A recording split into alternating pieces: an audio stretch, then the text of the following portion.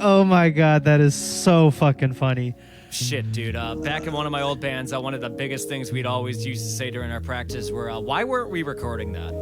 I'm so mad at myself for not having the channels queued up. You know what though? It's a good thing because then we get to listen to this again, and I love this. This sounds like such a vibe. That saxophone tone. So which one were you saying the synthesizer that you were using for the saxophone? So for the saxophone, or the big air quote saxophone, it was a Moog Subsequent 25. Okay, hell yeah. So you were saying how to set those up and how that kind of works. Yeah, so I mean, I do all of my sequencing from my KeyStep Pro, and from there I run a MIDI cable into my Roland TR6S, which is my drum performer, drum machine, what have you. Yeah. I run another line going into my Mother 32 so I can have the bass and the drums on like those same tracks and all that, kind of keep it together there. And then I have another line going into my Prophet 8. At the Prophet 8, I'm normally using for my chord patterns and everything. And then I'm sending another line into my Sub 25 from the Prophet. Hell yeah, that is so cool. You know what this reminds me of? I was thinking about while you were explaining that. This reminds me of like those loading screens for fucking like old GTA like 3 or 4. Yeah. Like Vice City. Mm-hmm. I love this. Actually, it's funny you bring that up because when I was creating this track, I was feeling like really heavy LA noir vibes at that point. Yeah, I was and I'm thinking, thinking, that's like the only thing that's really missing, and I kind of kicked myself in hindsight. I didn't have like a rain sample behind. Ooh, that would have been dope. Yeah, like that. Oh, like those lo-fi study mixes. Yeah. That'd be perfect for it. But I mean, like the beautiful thing about analog hardware is that once it's done, it's done. Yep. You can't. There is no undo button. So yeah, I was gonna say, how like if you were if you wanted to go back and like add some stuff to this and not have to do it digitally, is there a possible way you could do that? If I were to like send it, if I were to bounce it onto cassette and then record over that onto cassette, that would be the best way of doing it. But I'm not gonna do that because the song's done. Yeah. That's awesome. Yeah, this is, dude, what a perfect way to start a podcast. That was muy perfecto. Thank you. That was awesome. Thank you so much for coming on, bro. Like, this has been a long waiting. We had to reschedule a couple of times. Yeah. My bad. I'm sorry. Hey, look, I mean, we're all adults here. We know how life goes and all that. You got work, you got family. Yeah. Like, shit happens, dude. Yeah, you're right. But no, this is awesome. It's called Rainy Days. It was made on all analog, you said? All analog, ran into my mixer, bounced straight down to cassette. Hell yeah, that is so fun. Are you going to be releasing this anywhere? Are you able to do a digital release with this? I am absolutely going to be doing a digital release with it. I'm going to be getting this out probably in the next week or so. Hell yeah, where are you going to have it out on? All platforms. Where can they find it at? Definitely find like Spotify, Apple Music, YouTube Music. And then what would the name be under? It would be under B-Licker. B-Licker? Hell yeah. B-Licker. So where does that name come from? That's a sweet fucking name, B-Licker. So my last name is Bilek. Okay. And back in middle school, I wasn't exactly the most popular clown in the class and all that, so they used to call me B-Licker. But like, you lick bees, bro. You fucking licking bees. I'm thinking, okay, that's haha, whatever. I forgot about this for years and years, and when I started getting more into producing my own music, I'm thinking, okay, I kind of need a name. I love puns. B-Licker. I really don't like licking bees, but I like drinking, so like it's like 1 degree separated. Yeah, thinking, that's awesome. What a cool way to like kind of flip that nickname around. That's awesome. Yeah. That's awesome. Hey. So we got another one lined up here. Mm-hmm. This one's called Land Ho, and this is for the GodSoop, right? This is for GodSoop, yes. So can you tell me more about like what GodSoop kind of is and what's it all about? So GodSoop is an exercise in creating more textural elements rather than musical elements. If you were to look on any of our social pages, we actively call ourselves anti-music. Because we believe that we can find sounds anywhere in the world and we can create a experience rather than something to dance to, but something to digest and listen to. That is so cool. Because I remember listening. I loved the first album that you sent us. Raw Pancake, yeah. Yeah, that is so fucking cool. Here's what's coming up now. And I love how like the fact that you were going out camping with your buddy and you're just recording these sounds while you guys are just kind of just doing stuff going throughout the day, and it came out so cool, so trippy. It's very psychedelic. It's one of my favorite things to trip to. And this is how'd you make? So what was the process of making this one? So the process of this one, we were actually over at one of the parks over here, over in Lorraine, and we ended up recording some stuff over at the beach and all that, like these wave sounds you're hearing. That was all from the beach and everything. We also recorded some electric mandolin. We went back to the studio on top of some other little samples from other synthesizers, kind of throwing them wherever that we wanted to. Hell yeah!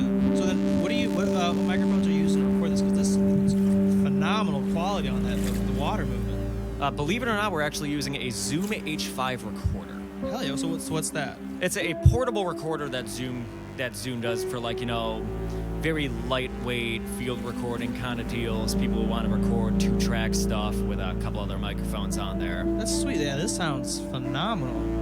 Thank you. Thank you. Like, I just want to meditate. This is the second track off of our upcoming record called A Good Time Island, where Hell the two yeah. characters within GodSoop, that is Charlie Wills and Rip Hangerson, go on a boat. They find an island, they have a good time, and they leave. So, are these characters just for this album, or are they throughout like all of GodSoop's kind of lore? It's all throughout GodSoop's lore. So yeah, so let's talk about that. Tell me more about that. So GodSoop's lore is a little bit of a fustercluck, to say the very least. Just outside of the Charlie Wills persona, we always like to talk about gaslighting our fans. It's like the lore is always changing, much in the same sense that GodSoop is anti-music, we are anti-personalities. Oh yeah, that's so cool. That is so cool. Mm-hmm. But if you really want to like put like a, if you really want to put like a storyline to it, I guess everything started with the album Camp, where the audio just kind of, that was weird. Oh yeah, I had it cut down a little bit. Let's add some more. This is dope. Let this play out. Yeah, it's kind of it's vibey, nice, it's yeah. wavy and all that. Really brings in like the kind of summer vibes that are gonna be coming here real soon. Bit of this snow is pissing me off. Fucking hell yeah, it is. Dude, Wait. it's like we got snow here for like a day, for a night, and then it just immediately melts away. So like, what's the fucking point, guys? The other day, it was literally we woke up.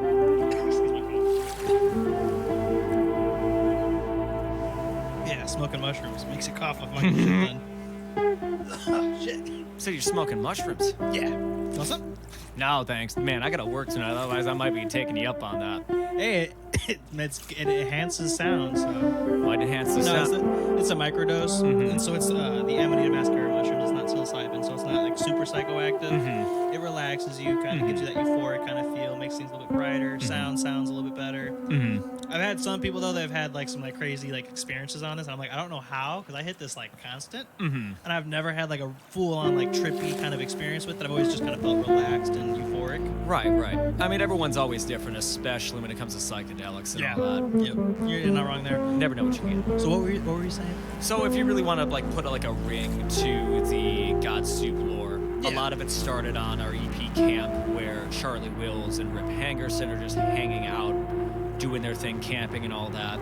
But the entire time, Charlie Wills is just slowly giving into this madness that is the void, if you will. That's so cool. If you really listen to like the last track, Maximum Error, Preparedness Level Note, you can kind of hear like Charlie's voice going on off into the distance towards the end of it all, as he's like slowly drifting in the madness. Do you have that on your phone by chance? I don't have it on my phone. I do have it on Spotify. Spotify? I don't know if I can download it from there. Let's pull it up and play it. Yeah, I'd say even if you want to like add it in post or something. Yeah, we could. Yeah, definitely. Yeah, easily. Yeah, this is so cool. So it's so cool that you have such like a deep lore and more. It's this anti-music you're saying. It's an anti-personality. That's awesome. Especially like nowadays, where everyone's so tight knit and just trying to marry themselves to these different ideas, and everything's been so divided. And essentially, what you're really saying is going back to just be yourself. Don't marry these ideas. And that's such a cool thing. I think that's what I'm feeling. That's what I'm feeling. Like don't be this whatever societal norm says, maybe, and just kind of like break away the system and just kind of break yourself back down to what you really truly were. Yeah. I mean, it's ultimately just an expression of art. You look at a lot of music that's coming out, and it's all so wonderfully produced, but it's very clean. A lot of it does kind of start blending together when you look at it from a bird's eye view.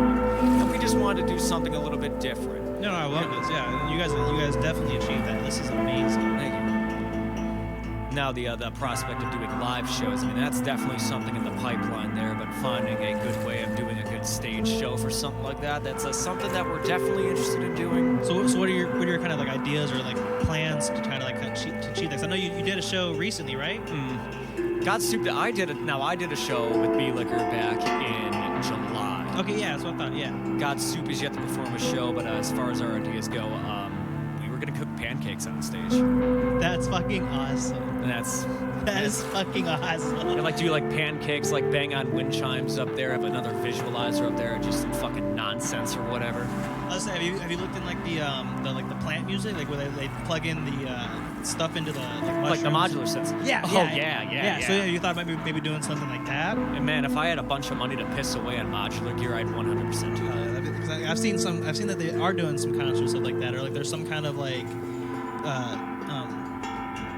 workshop you can go to. It's like a meditation kind of workshop where they have these people that do that, where they'll take the different like plants and they'll have a bunch of like mushrooms all out in this like kind of like DJ setup, but they're using that as like their music, and it's just these modular synths, and there's just a bunch of people meditating. It looks so cool. I would definitely love to go do it. And definitely something you guys could probably make some cool ass fucking shit with. Oh yeah, 100%. Like especially with some of the gear that we have, if we were to find some kind of a transistor of some sort to plug into some of the plants we have, we could plug it into one of our Moogs, and that way just have that sequence all the other synthesizers we have.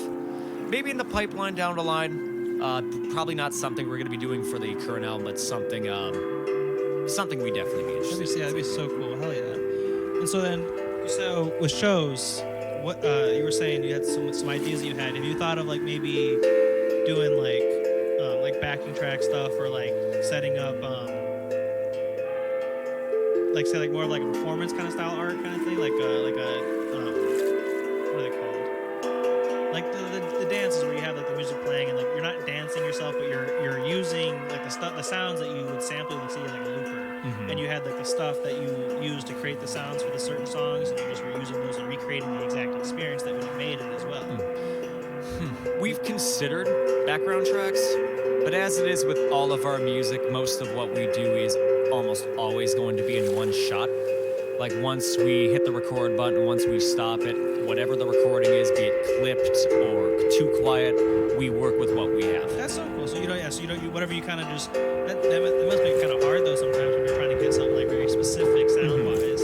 Yeah, 100%. And I mean, half the times if something isn't super specific, we'll throw it into a bunch of different effects, or even go down and we'll micro sample it. That's to say, like, we won't even use the source material at all. We'll zoom down to the very bottom of the waveform, get one repeat of it, and use that as like a synthesizer of some sort. Okay, that's so cool. So you've taken also sounds that you recorded yourself and put those with like the synths and using that to program your That's so cool. And then so with what really kind of like put you towards this kind of path for music, like, you know, it's definitely a out of the box thinking, like definitely completely opposite of what most people think to do for when it comes to trying to like pursue the music industry. So what really kind of pushed you towards making this kind of stuff? That's a bit of a tough question.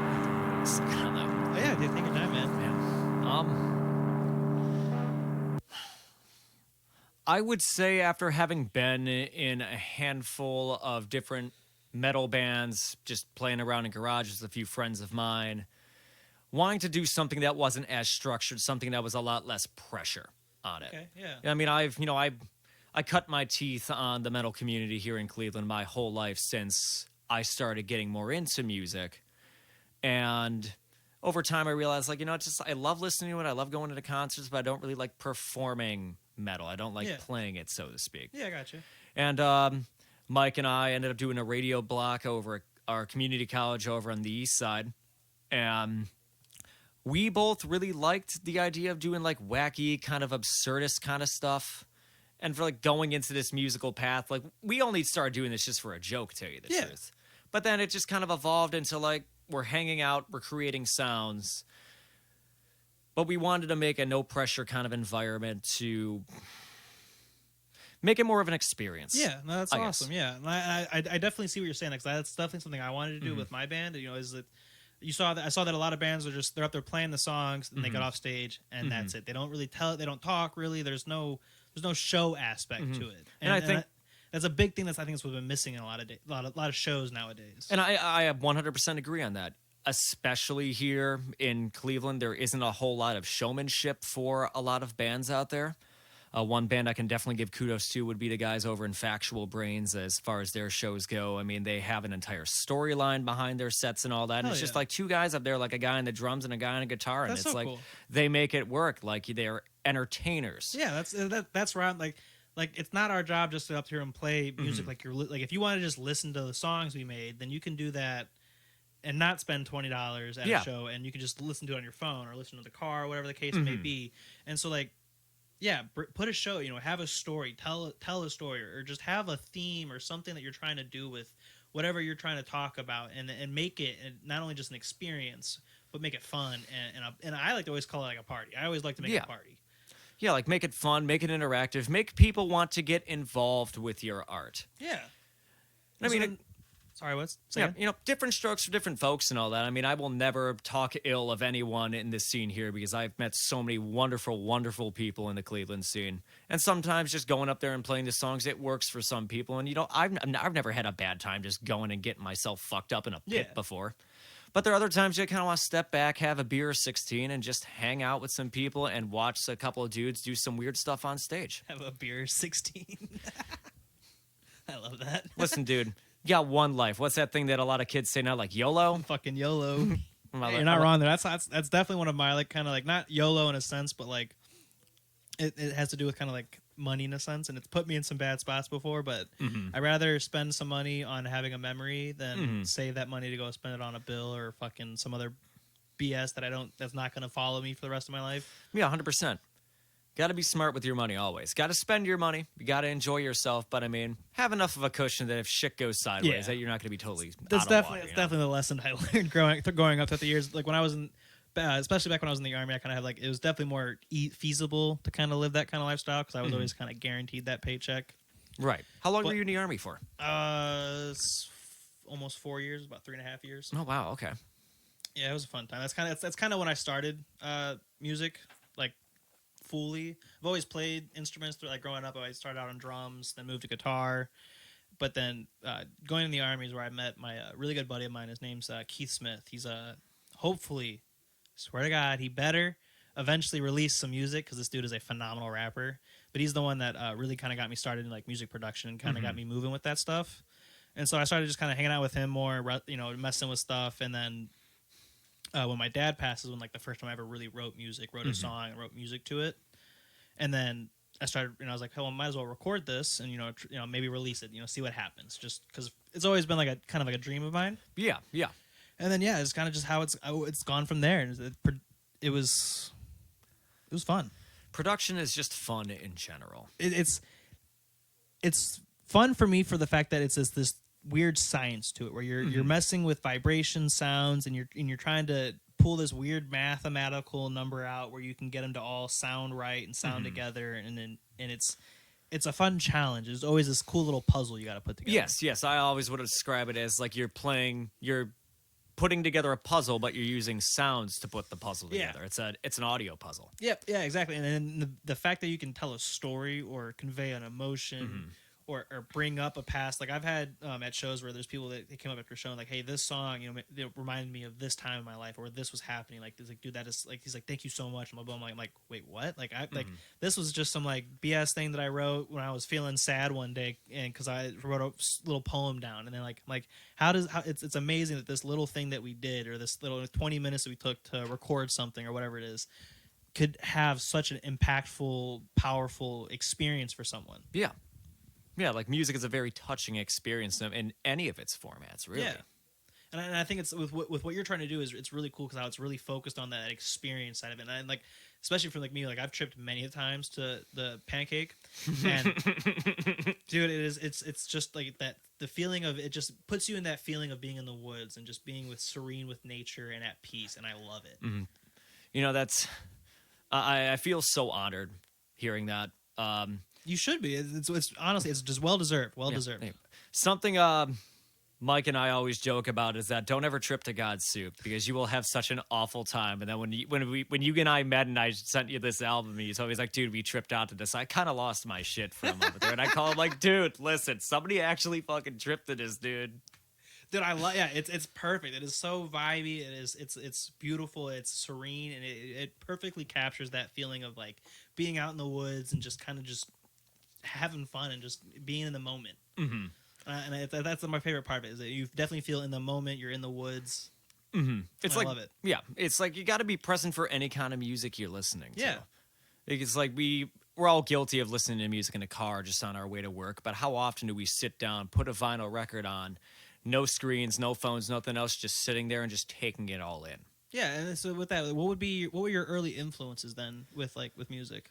My earliest influences, definitely I grew up listening to a lot of Avenged Sevenfold growing Fuck up, to yeah, be I love completely Avenged honest with you. Sevenfold. Waking the Fallen was my first album. Hell I yeah. still have the CD. I love it to death. City of Evil was my first album that I got introduced to. I have so many mixed feelings about City of Evil. Like Really? yeah, it's like you go from like early Avenged Sevenfold where it was very raw when M Shadows was doing all of his harsher vocals Yeah. before blowing his vocal cords Yeah. out, and then transitioning more into a polished, more arena metal kind of act, which is fine, but it just wasn't my vibe at that. What do you feel point. about their current stuff that they've been putting out? I really haven't given it an honest listen, honestly. Like the last I've listened to was Nightmare before I started falling off. Okay, yeah, the last for me was I think my last new song that I like from them would probably be November Rain. They covered November Rain. Or no, not November Rain. It's my bad. High Thought. What the hell is that song called? It's it's off their new. kids. Do them in moderation. Do them safely. Correct. All cheers to that. Safely in your own house where you're not driving doing stupid shit. Fuck yeah. Fuck yeah.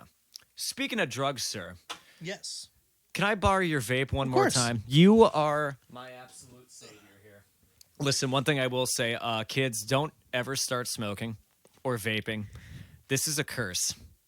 It's a wonderful curse, but you'll be broke all the time. Smoking nicotine is definitely bad for you, but there is definitely some good health benefits to the nicotine tobacco, or not nicotine, but tobacco flower. If used properly, I've heard many good health benefits from it, though.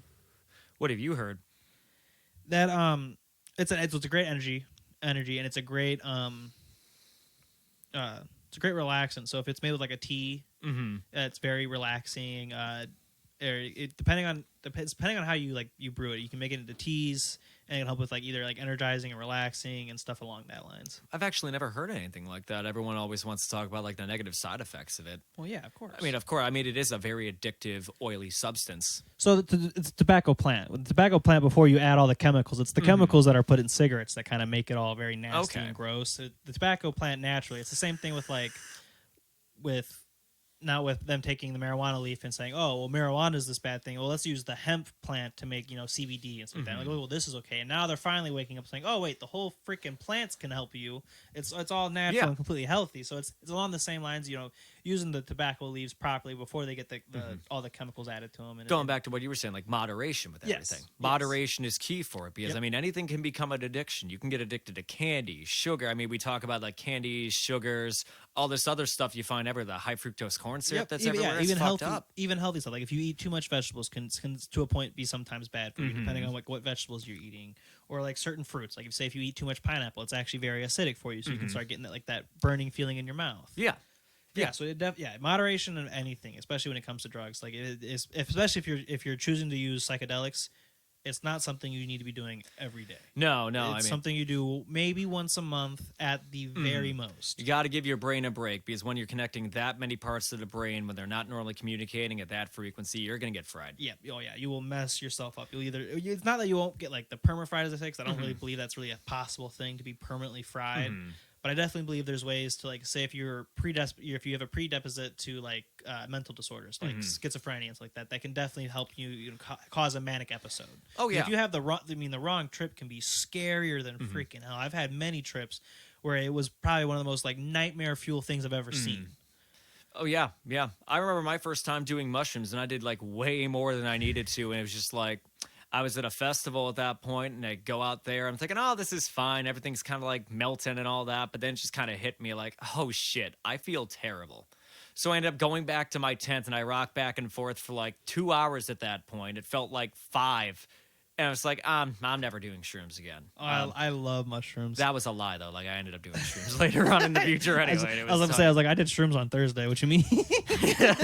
Dude, it's a good time. Like, it's so I do it once a month typically. Is when I try to do them. Okay. And most of the reason why I do them once a month is mostly just to try to process what's going on. Right. What's going on in my life, how I'm feeling, just to make sure I have a clear head going into whatever's going on and just stuff I'm doing. I do a lot, and a lot of it's creative, so my brain kind of goes into dark places sometimes, and so it helps me kind of reset myself and get myself healthy again. Oh, what's your favorite way of doing? Blah blah blah. Words. What's your favorite way of doing shrooms? I get the Amanita muscaria gummies. Is typically what I like to get, so it's an edible. I don't like the texture of mushrooms typically, so if I'm eating like food and it has mushrooms in it, I'll put the mushrooms away. Just have a bit of a leathery taste to it. So I'll get the gummies because the gummies I get, they're from the company called Good Morals. They're called Caps. They taste phenomenal. That's the one thing I've learned when it comes to edibles is if it tastes like candy, it's gonna fuck your ass up. Yep.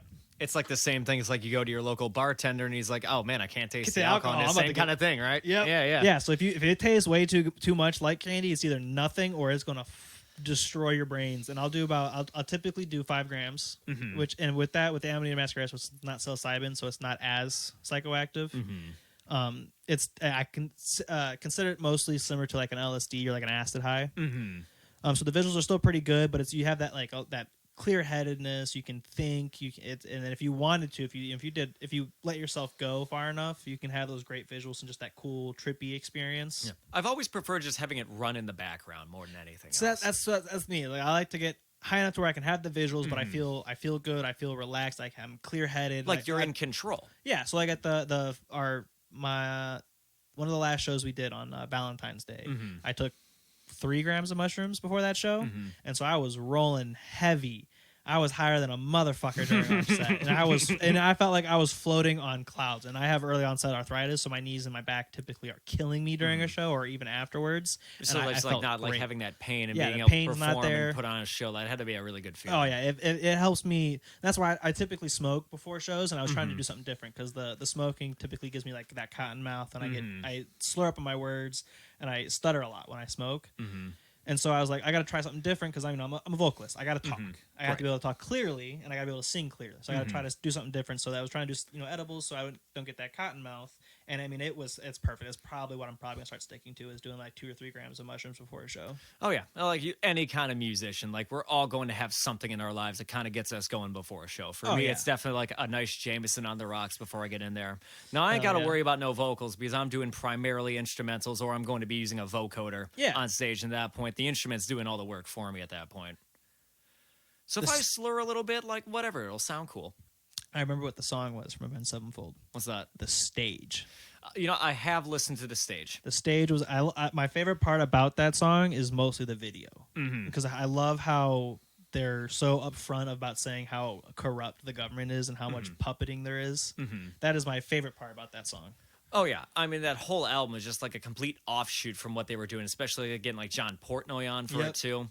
Like that was probably like my favorite part about the little bit I've heard of it on there. Just having the guy from Dream Theater do the drums on there and having this more progressive approach to their music. I like the progressive kind of style. I think they went a little too weird with the latest album. I've listened to a few of the songs and it's not my cup of tea, honestly. I heard it was like, you're using the guitar more as a tool more than anything else. Yeah, they were definitely doing some, like, kind of like, in a sense, like with GodSoop's, like, where they're going for more of the experience of the show, and they're being very experimental. Yeah. But to me, for like some of them, I didn't click with them really. Yeah. I mean, we all know what to expect from Avenged Sevenfold, though. Like, we all grew up with them. But that's one of the things I like about them. How every album's always been something different. It's never been just one, like, key tone where you have had some bands where, like, and there's nothing against it, nothing wrong with it either. Where they have, all their albums kind of have this similar tonality to them or sound, but with Avenged Sevenfold, that's been one of my key factors and why I like them is that every album's kind of had this different tone to it. Experimentation can be a great thing. It can also be a good way to alienate some of your hardcore fans too. So it's definitely a risk you're running for something like that there. I remember when the Path to Totality from Korn came out, and everyone's like, you either loved it or you hated it. There really was no in between on that. Now, I fell into camp that I loved that album. I thought it was great, honestly. So what are some of your other influences? 9 Inch Nails is another really big one of mine. Yeah, hell yeah. Mushroom Head, another one of my big favorites growing up. Like M3 is another one of my top 5 favorite albums that are out there. Which one of your what's your favorite vocalist of Mushroom Head? Oh, that's a tough one, dude. Because there's been a couple. There's been a few. I'd say out of all of them, I've always really loved J-Man. Hell yeah. Like J-Man was always one of my favorites, but Waylon will always have my heart. Waylon's a dope dude. I like Waylon. Yeah, and he's one of the local guys around here, like the Killer's Confession and all that. It's really cool, like seeing him do his thing and all that. Yeah, I saw them last year, last October, I think it was. They put on a great show. Yeah, super. Actually, I saw them twice last year. I saw them in Incarceration, and I had no clue who they were at first. I had no clue that it was Waylon, and it's very funny. At first, we were like, me and my girlfriend were just standing back and like kind of like way far from like there. We could see like most of the main stages, and they were playing on the second stage. And I'm like, who is this? Like, they sound cool. They're like, I'm interested, but they looked like their look at the percent, like, and I mean this. I don't mean this to be mean, so don't hate me, Waylon, if you hear this. If there's any small chance that you hear this, but I thought they were some wannabe Slipknot because they had the mask, the jumpsuit, and so and I didn't understand who it was at first, and then they kept popping up more and more on like my Facebook, and then my buddies in Ghost Attic had a show with them, and so I'm like, okay, now I'm obviously gonna look up who they are and kind of see more into it. I was like, oh, this is Waylon, this is from Mushroom Head, like this is one of the old singers of Mushroom Head, and I looked more into what they are. I'm like, oh, these guys are fucking sweet. Oh, they're incredible, very talented, very down to earth guy. Yeah, they're super cool guys. Yeah, I actually met Waylon in the bathroom, the Winchester, one time. I do a double take. I was like, wait, are you Waylon? I was like, holy shit, dude, that's awesome. It was such a pivotal moment. That's awesome. It was fun. As far as like other influences go, I mean, I definitely think like the lo-fi hip hop really resonated with me when that really first started coming to prominence, getting this more, what's the word I'm looking for? Like a less polished feel. Okay, yeah. I suppose. The indie, the grungy, kind of like that rough. Indie, grungy, rough around the edges kind of deal. Yeah. The rawness of it, yeah. Yeah, like the rawness of the tracks really like inspired me to start creating more sounds like that and all that. I was gonna say, do you listen to EDM often? Not very often. Really? I've done a little bit of excision here and there, but I can't say I really care for a lot of EDM. Okay, hell yeah. Have you ever listened to Sullivan King? Couple of times. He's a metal EDM. I love his. I got to see him one time out in Seattle, or no, it wasn't Seattle. It was at the Gorge in Washington, and his set was insane. Now, if we're talking like metal EDM, the Browning has been one of my favorites for years. Oh yeah, now. And they were like my introduction to this, like the whole dubstep metal thing. And, they put on a good show. It's like they got like rap elements, metal elements, and like this EDM behind everything there. It's like peanut butter and jelly. Like it all comes together. I'm honestly surprised that you're not like a bigger fan of EDM, because I kind of would expect that with especially with like the first song we listened to. It was very, very like lo-fi EDM-y kind of style. But I mean, when you talk about EDM, it's like electronic dance music. Like, what even is electronic dance music? Because you can ask two different people what EDM is, you're going to get 4 different answers. Yeah. Electronic is a huge scene out there. We could be talking about like Aphex Twin or Com Truise. Or you can probably even argue like the Birthday Massacre would be kind of like a EDM kind of thing mixed with goth rock. Yeah, like our good old Blood on the Dance Floor, everyone's favorite. Listen, Davi, if you're listening to this right now, I think about punching you every single day when I wake up. And I hope somebody does. Because you're a piece of shit. Motherfuckers in Lakewood, dude. What the hell is up with that? Yeah, I don't know. Blows my mind. Lakewood's a weird place. That's saying something. It's weird, but it's home. Yeah. No, I agree. I love playing out in Lakewood. Playing at like the Grog Shop's one of my favorite venues to go and play at. DDM, there is that drum and bass night they do over at B-Sides. I think it was like the last Friday of every month and all that. Yeah. B-Sides a really cool like place if you want to go for like the hip hop, R&B, the Latin music. A lot of times B-Sides really cool. Yeah. Just like the stuff you're not going to normally hear in like any of the main stage places around there. Kind of giving like those smaller artists like a chance to be like, hey, go do your thing. My favorite thing is like right down the road from the Foundry is a fucking dance club. Like you have this massive like well-known like old-aged metal club, and then right down the road from it's just like you hear blasting is just EDM and dance music. I mean, Cleveland's got a little bit of everything. Got a little bit of everything. The Cleveland scene has gotten a massive boom of just financing There's been a bunch of funding going in the Cleveland scene, and then just the amount of bands that have been showing up, just in all genres. There was a show I played a few months ago for my buddy's birthday, and it was a metal band, and then like a death metal band, and then there was a hip hop group, and then like my like grungy metalcore band, and then I'm like, what the hell? This is awesome! Like the amount of like mixed shows I've been seeing popping up, whether you have like these hip hop groups and rap artists doing shows with metalheads for some reason, and it's been like, and it's not you'd think it would clash, like you think people wouldn't really be into it, but dude, everyone was getting down, throwing like they were headbanging with them. Even the rap group was just like they were crazy. It was awesome. We shouldn't put barriers up between exactly genres and all that. Yeah, and I think that's definitely something that should go into like more like festivals too, where you have these massive like mixed genre festivals. Because me and my buddy Tim, Tim, we've talked about having these about putting on a festival where it's like it's any genre where every stage is something different, where you can like how the EDM festivals are. Each EDM festival there's like 15 stages, but each stage is a different. There's house, there's EDM, there's the metal EDM, there's the dubstep. Yeah. You got Steve Aoki throwing cakes at people over here. You got people painting and tripping on fucking balls over here. Like my favorite part of raves is walking down to the campsites and you see the hippie van and you got the guy out in the dreads and like, hey man, want some mushrooms? I'm like, not from you, bro. I'm not trying to go see God. That shit will fuck your ass up. Don't ever trust a wook. Yeah, don't ever trust a wook. Man, my first show was a mixed genre show. Really? Yeah. So I ended up opening up for Death and Exhale back in June of last year. Hell yeah. And it was just them. It was a few other bands that were coming out, just kind of mixed. We had like punk, we had a hardcore, we had death metal, and then I had the video game inspired electronic with my own stuff and just opened up for them on that one there. It's but like having that sense of community. It's like, look, we're all different on the musical spectrum. Yeah. Here. We can all come together and have a good time. Yeah, exactly. And put on a show for people, because that's what's important. It's like, never mind the music, never mind our own egos there. How is the audience feeling? Yep. Are we making sure our audiences have a good time coming out and showing us that support? Yep, exactly. There's that, and the easiest way for all of us to grow is by supporting each other. There's no reason why we have to, and that's the one thing that's been great about the scene, is that they've kind of stopped this competitive kind of thing with everybody. There's no one, people and bands or just artists in general aren't competing. They're now supporting each other. Like, hey, you're cool as shit. Let's go do some shows together. Let's and there's so much of just like community that's been poured into the scene, and it's been amazing compared to what it used to be, where it's like everyone's on this competing level, everyone hates each other, there's always some kind of animosity at shows, and that I think it's pretty much gone now at most shows. Right. I mean, knock on wood, of course, on something like that. I mean, there's always going to be some beef that some band's going to have with another band there. Yeah, no, I know exactly what you mean. We played a festival last year, and everyone was cool. We were all just like kind of loading all our gear out behind the stages. Everyone was kind of just meeting each other, saying hi, saying what's up. Everyone was being friendly.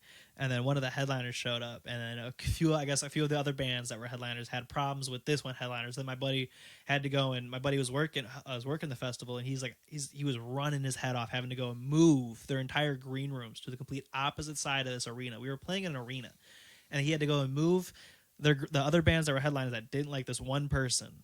And he wasn't like a full band. It was just one person. It was a solo artist that had like a band back that was backing him to play the music, but it was just a single name kind of artist. It wasn't like a full band group. But no, they had just from Stupid Beef, that I don't even really know what the full story was, but they made my buddy, he had to fucking run before he got there, move 2 green rooms to the complete opposite side of this fucking arena building. And I'm like, why? You're absurd. in a green room. Just don't go over to his room. We're all fucking adults here. Exactly. Like, if you don't like someone, why do you got to make a problem? Just don't talk to him. Don't talk to him. If you have beef, just take care of it after the fucking show, guys. There's that, or take it outside, or just don't associate. Like, why put the energy? That's one thing I always try to do is, if there's something I don't like, or if I'm having an argument with my girlfriend, I don't want to put that. It's a waste of energy to me. Yeah. I rather just communicate and talk things. If we are gonna have an argument, if there's something of that needing to where there's gonna be like an argument for parentheses suspense. But yeah, why put the energy into purposely causing problems with someone where you can just, you know what, I don't like you, I hope you still eat, but not at my table. Yeah. Exactly. And that's what the world needs to start doing more of, I think. Communication is so important in an age where all we're doing to communicate is all through our cell phones or social media. There's not much of that human face-to-face kind of connection going on. And I think a lot of people are getting so disconnected from everything, and it shows. And that's one thing that I'm excited for, is I believe there's going to be, this is what I'm hoping for within the next couple of years, there's going to be a new Renaissance era because if you've noticed, there's been a lot of more states have been more open to the use of marijuana, or they've been looking into like the mushroom therapies and stuff like that. And I think there's going to be a renaissance of not only just art because of COVID. You notice how because we were shut in, there's been so many new artists on different platforms, just not only on Spotify or Apple Music, but there's now a platform for musicians on TikTok. There's now a platform for people on Instagram and Facebook to actually use it, not only as just like a social media where we can connect to people and talk to our friends, but now we're able to fully promote and start a career that is actually feasible now, compared to where back in the day all you could do is just pass out a flyer and hope somebody showed up, or pass out your cassette tape or CDs and hope you passed it to the right person that sends it to the right person. You know what I mean? The old days of the music industry are over, but even so, the olden days did have their perks as well. Yeah. Because back then, the record labels and the artists had more of a symbiotic relationship, Yeah, they were rather definitely than now that it's entirely predatory in our Yeah. day and age, because Yep. they're taking so much to the cut that the artist is just left, a couple of peanut butter and jelly sandwiches and a Taco Bell wrapper if they're Yep. lucky. Well, yeah, and to add on that, they're more looking nowadays for stream numbers. And before, you actually had, say, if I could have low stream numbers, or I could have if I just don't have the ability to get into a studio, we have nothing released. But we're playing shows and we have a social media presence that is allowing people to know about us, to get them to shows. And we're say this band's selling out shows. But if they have nothing on streams, labels won't look at it nowadays. Yeah. But back in the day, that's how most bands got found out, is through word of mouth. Like, oh, these guys have been selling out shows week after week. And then you'd have some A&R actually would be going out to that show. And that's how contracts were found. That's how these bands were actually founded, instead of just being, oh, this band's got 10,000 streams. So that's from what I've been seeing from the labels that I have talked to, that's typically what the number they look for, is around 10,000 streams. If you have 10,000 monthly streams on Spotify is what they want you to have. And that's when you'll start getting the contracts rolling in. Yeah, but it's a matter of, do you want to sign those contracts, or do you want to continue to self-promote? That's the big question right there. Yep, and then that's the thing that sucks right now is I think right now, if you're getting a small time, like with my band, we had it was a 1-year deal, and all we did was they sent us a bunch of contacts to further promote ourselves if we wanted to get these bigger bigger label backings or whatever the case may be. They gave us that information for us, and they promote us all the time, and they help us with a few other things. But it was a 1-year deal, and that's with today's economy and how expensive shit is, if it's something like that where it's really worth it to get yourself, if you're trying to get that studio time, or if you need help with promotion, or if you need help with, like, say, merch or merchandising, and trying to figure out what you want for shirt designs, because if you're not, a lot of bands nowadays you're seeing where most members have to do multiple jobs. They're not just playing guitar or playing bass or writing lyrics. You have a lot of times you have your vocalist is your guy that's on social media talking to everybody, doing the promoting. You have your guitarist that has some drawing skills, so he's now going on his computer or iPad learning how to do digital design, so he can design the logos or graphics or whatever you need. And before, you could hopefully hope on a label to help you with that. So there is still some aspects of it, because a lot of them, what I'm seeing now is they're not doing these like record deals where they're doing, hey, I want to sign you for this many albums, but they'll do artist development deals, and they'll, hey, we'll help you record or whatever. You'll have access to, so they'll have, most record labels have their own producer or own studio they like to work with, and so hey, we'll help you get cheaper access to this and help you with like merchandising and all that and promoting. But outside of that, they're not really doing like these album deals no more. So as far as your band's going right now, what's going on with Ash Hollow these days? You guys just independently releasing stuff? Right now, we've been independently releasing stuff. We're working to hopefully get into the studio in a couple months to get our first EP recorded, and then hopefully released later this year. This year, we're kind of just focusing solely on getting stuff recorded. We have so much material we want to put out, and we've been playing a lot of shows, and it's starting to be where we're playing too many shows and not enough released. So it's starting to kind of have a small effect on ticket sales, and so we want to start, getting closer with our fan base that we've created, talking to them more, creating more social media content, and just communicating that way with them and getting them more music out for them. Like we were saying earlier, it's all balance. Yeah. All a balance. Yeah, and it was something I didn't think that was going to be a problem for a little bit. I thought, that we were fine, that our streams were doing decent. And then, it just started slowly, I noticed that we were playing a lot of the same venues, but we were doing decent time apart. But because we haven't been able to really kind of because we don't have too much out, it's harder for us to reach regionally wise out to different states, because it's hard for someone to spend money on a ticket when you only listen to 2 songs. I mean, that's how I would be if I was buying a ticket, and that's where I understand it from, because there's a lot of times people forget you got to look both sides. You have to be able to view from the customer's standpoint and also from the person that's trying to sell it. Because ultimately, as musicians, if you are going out working with a label or even working independently, you got to look at your music and what you're doing as a business. Yep.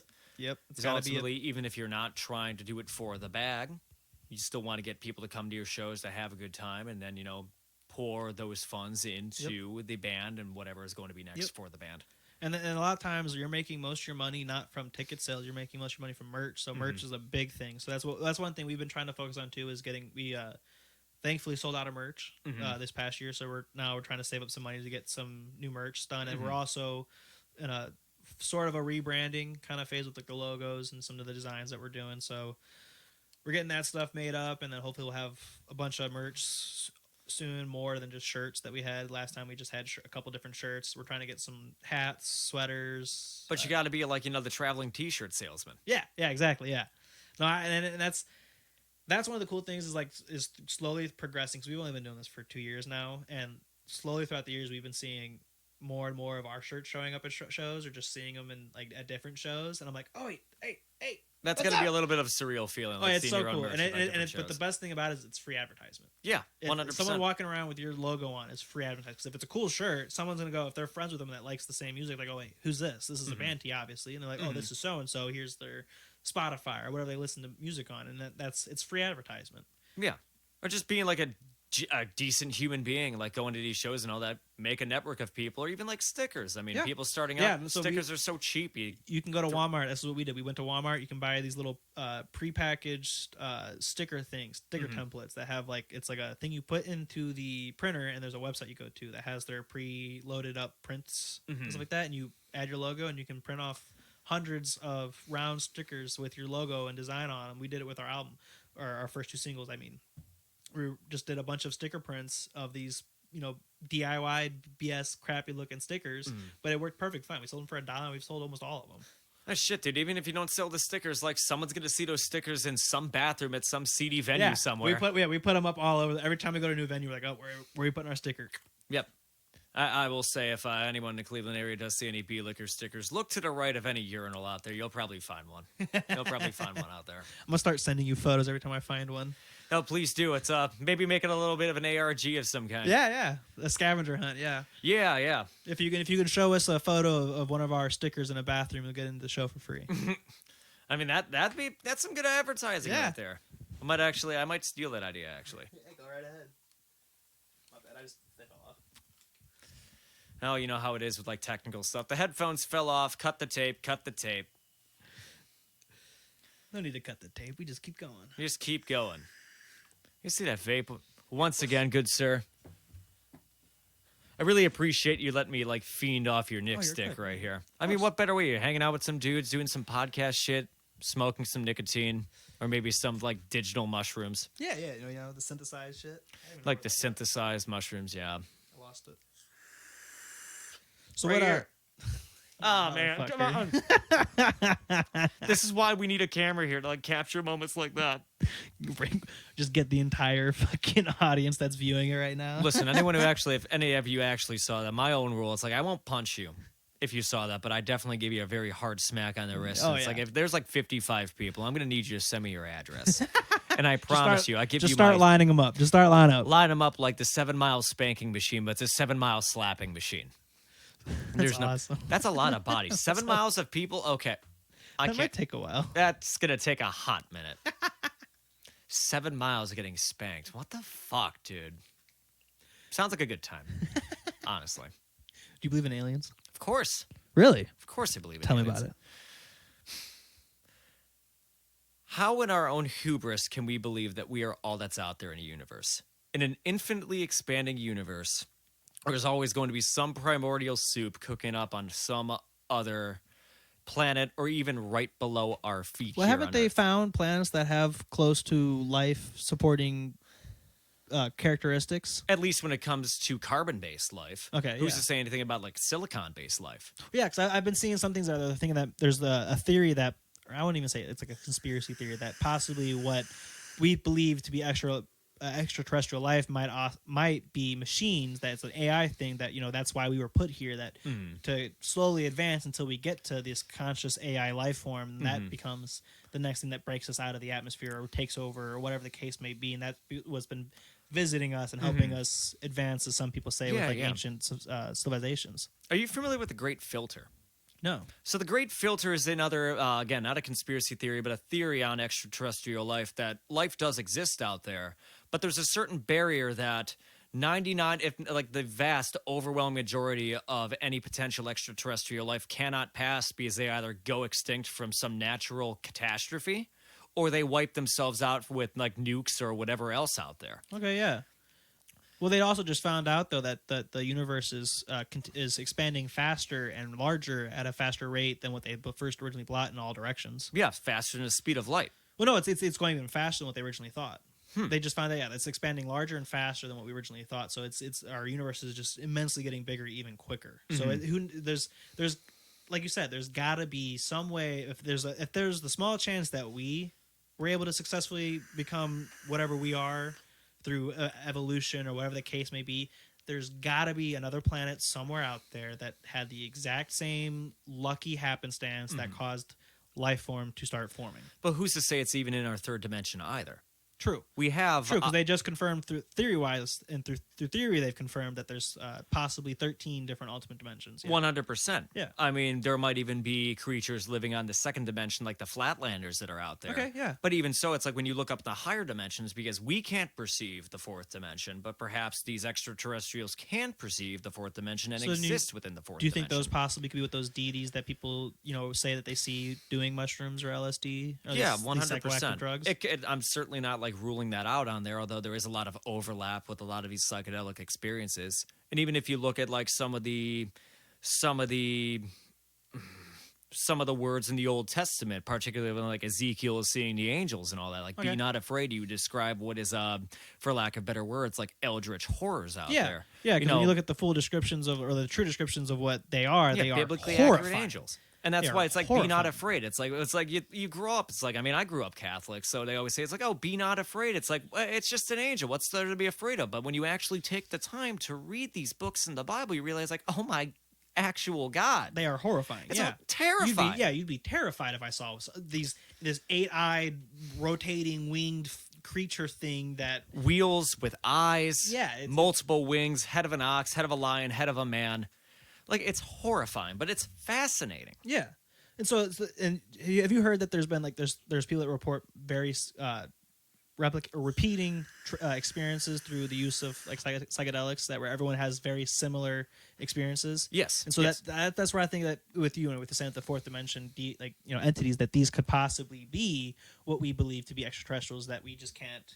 The only time we can really access them is on this, when we're at this heightened state, or when there's like, say, a lapse in the tangling of time, where they're allowing something happen where they can now be seen in our dimension, or we can hear them through their dimension through some kind of warpage of space and time, or whatever the case may be. There has to be so many different facets of it there. I mean, be it like angels or demons, like they're all out there.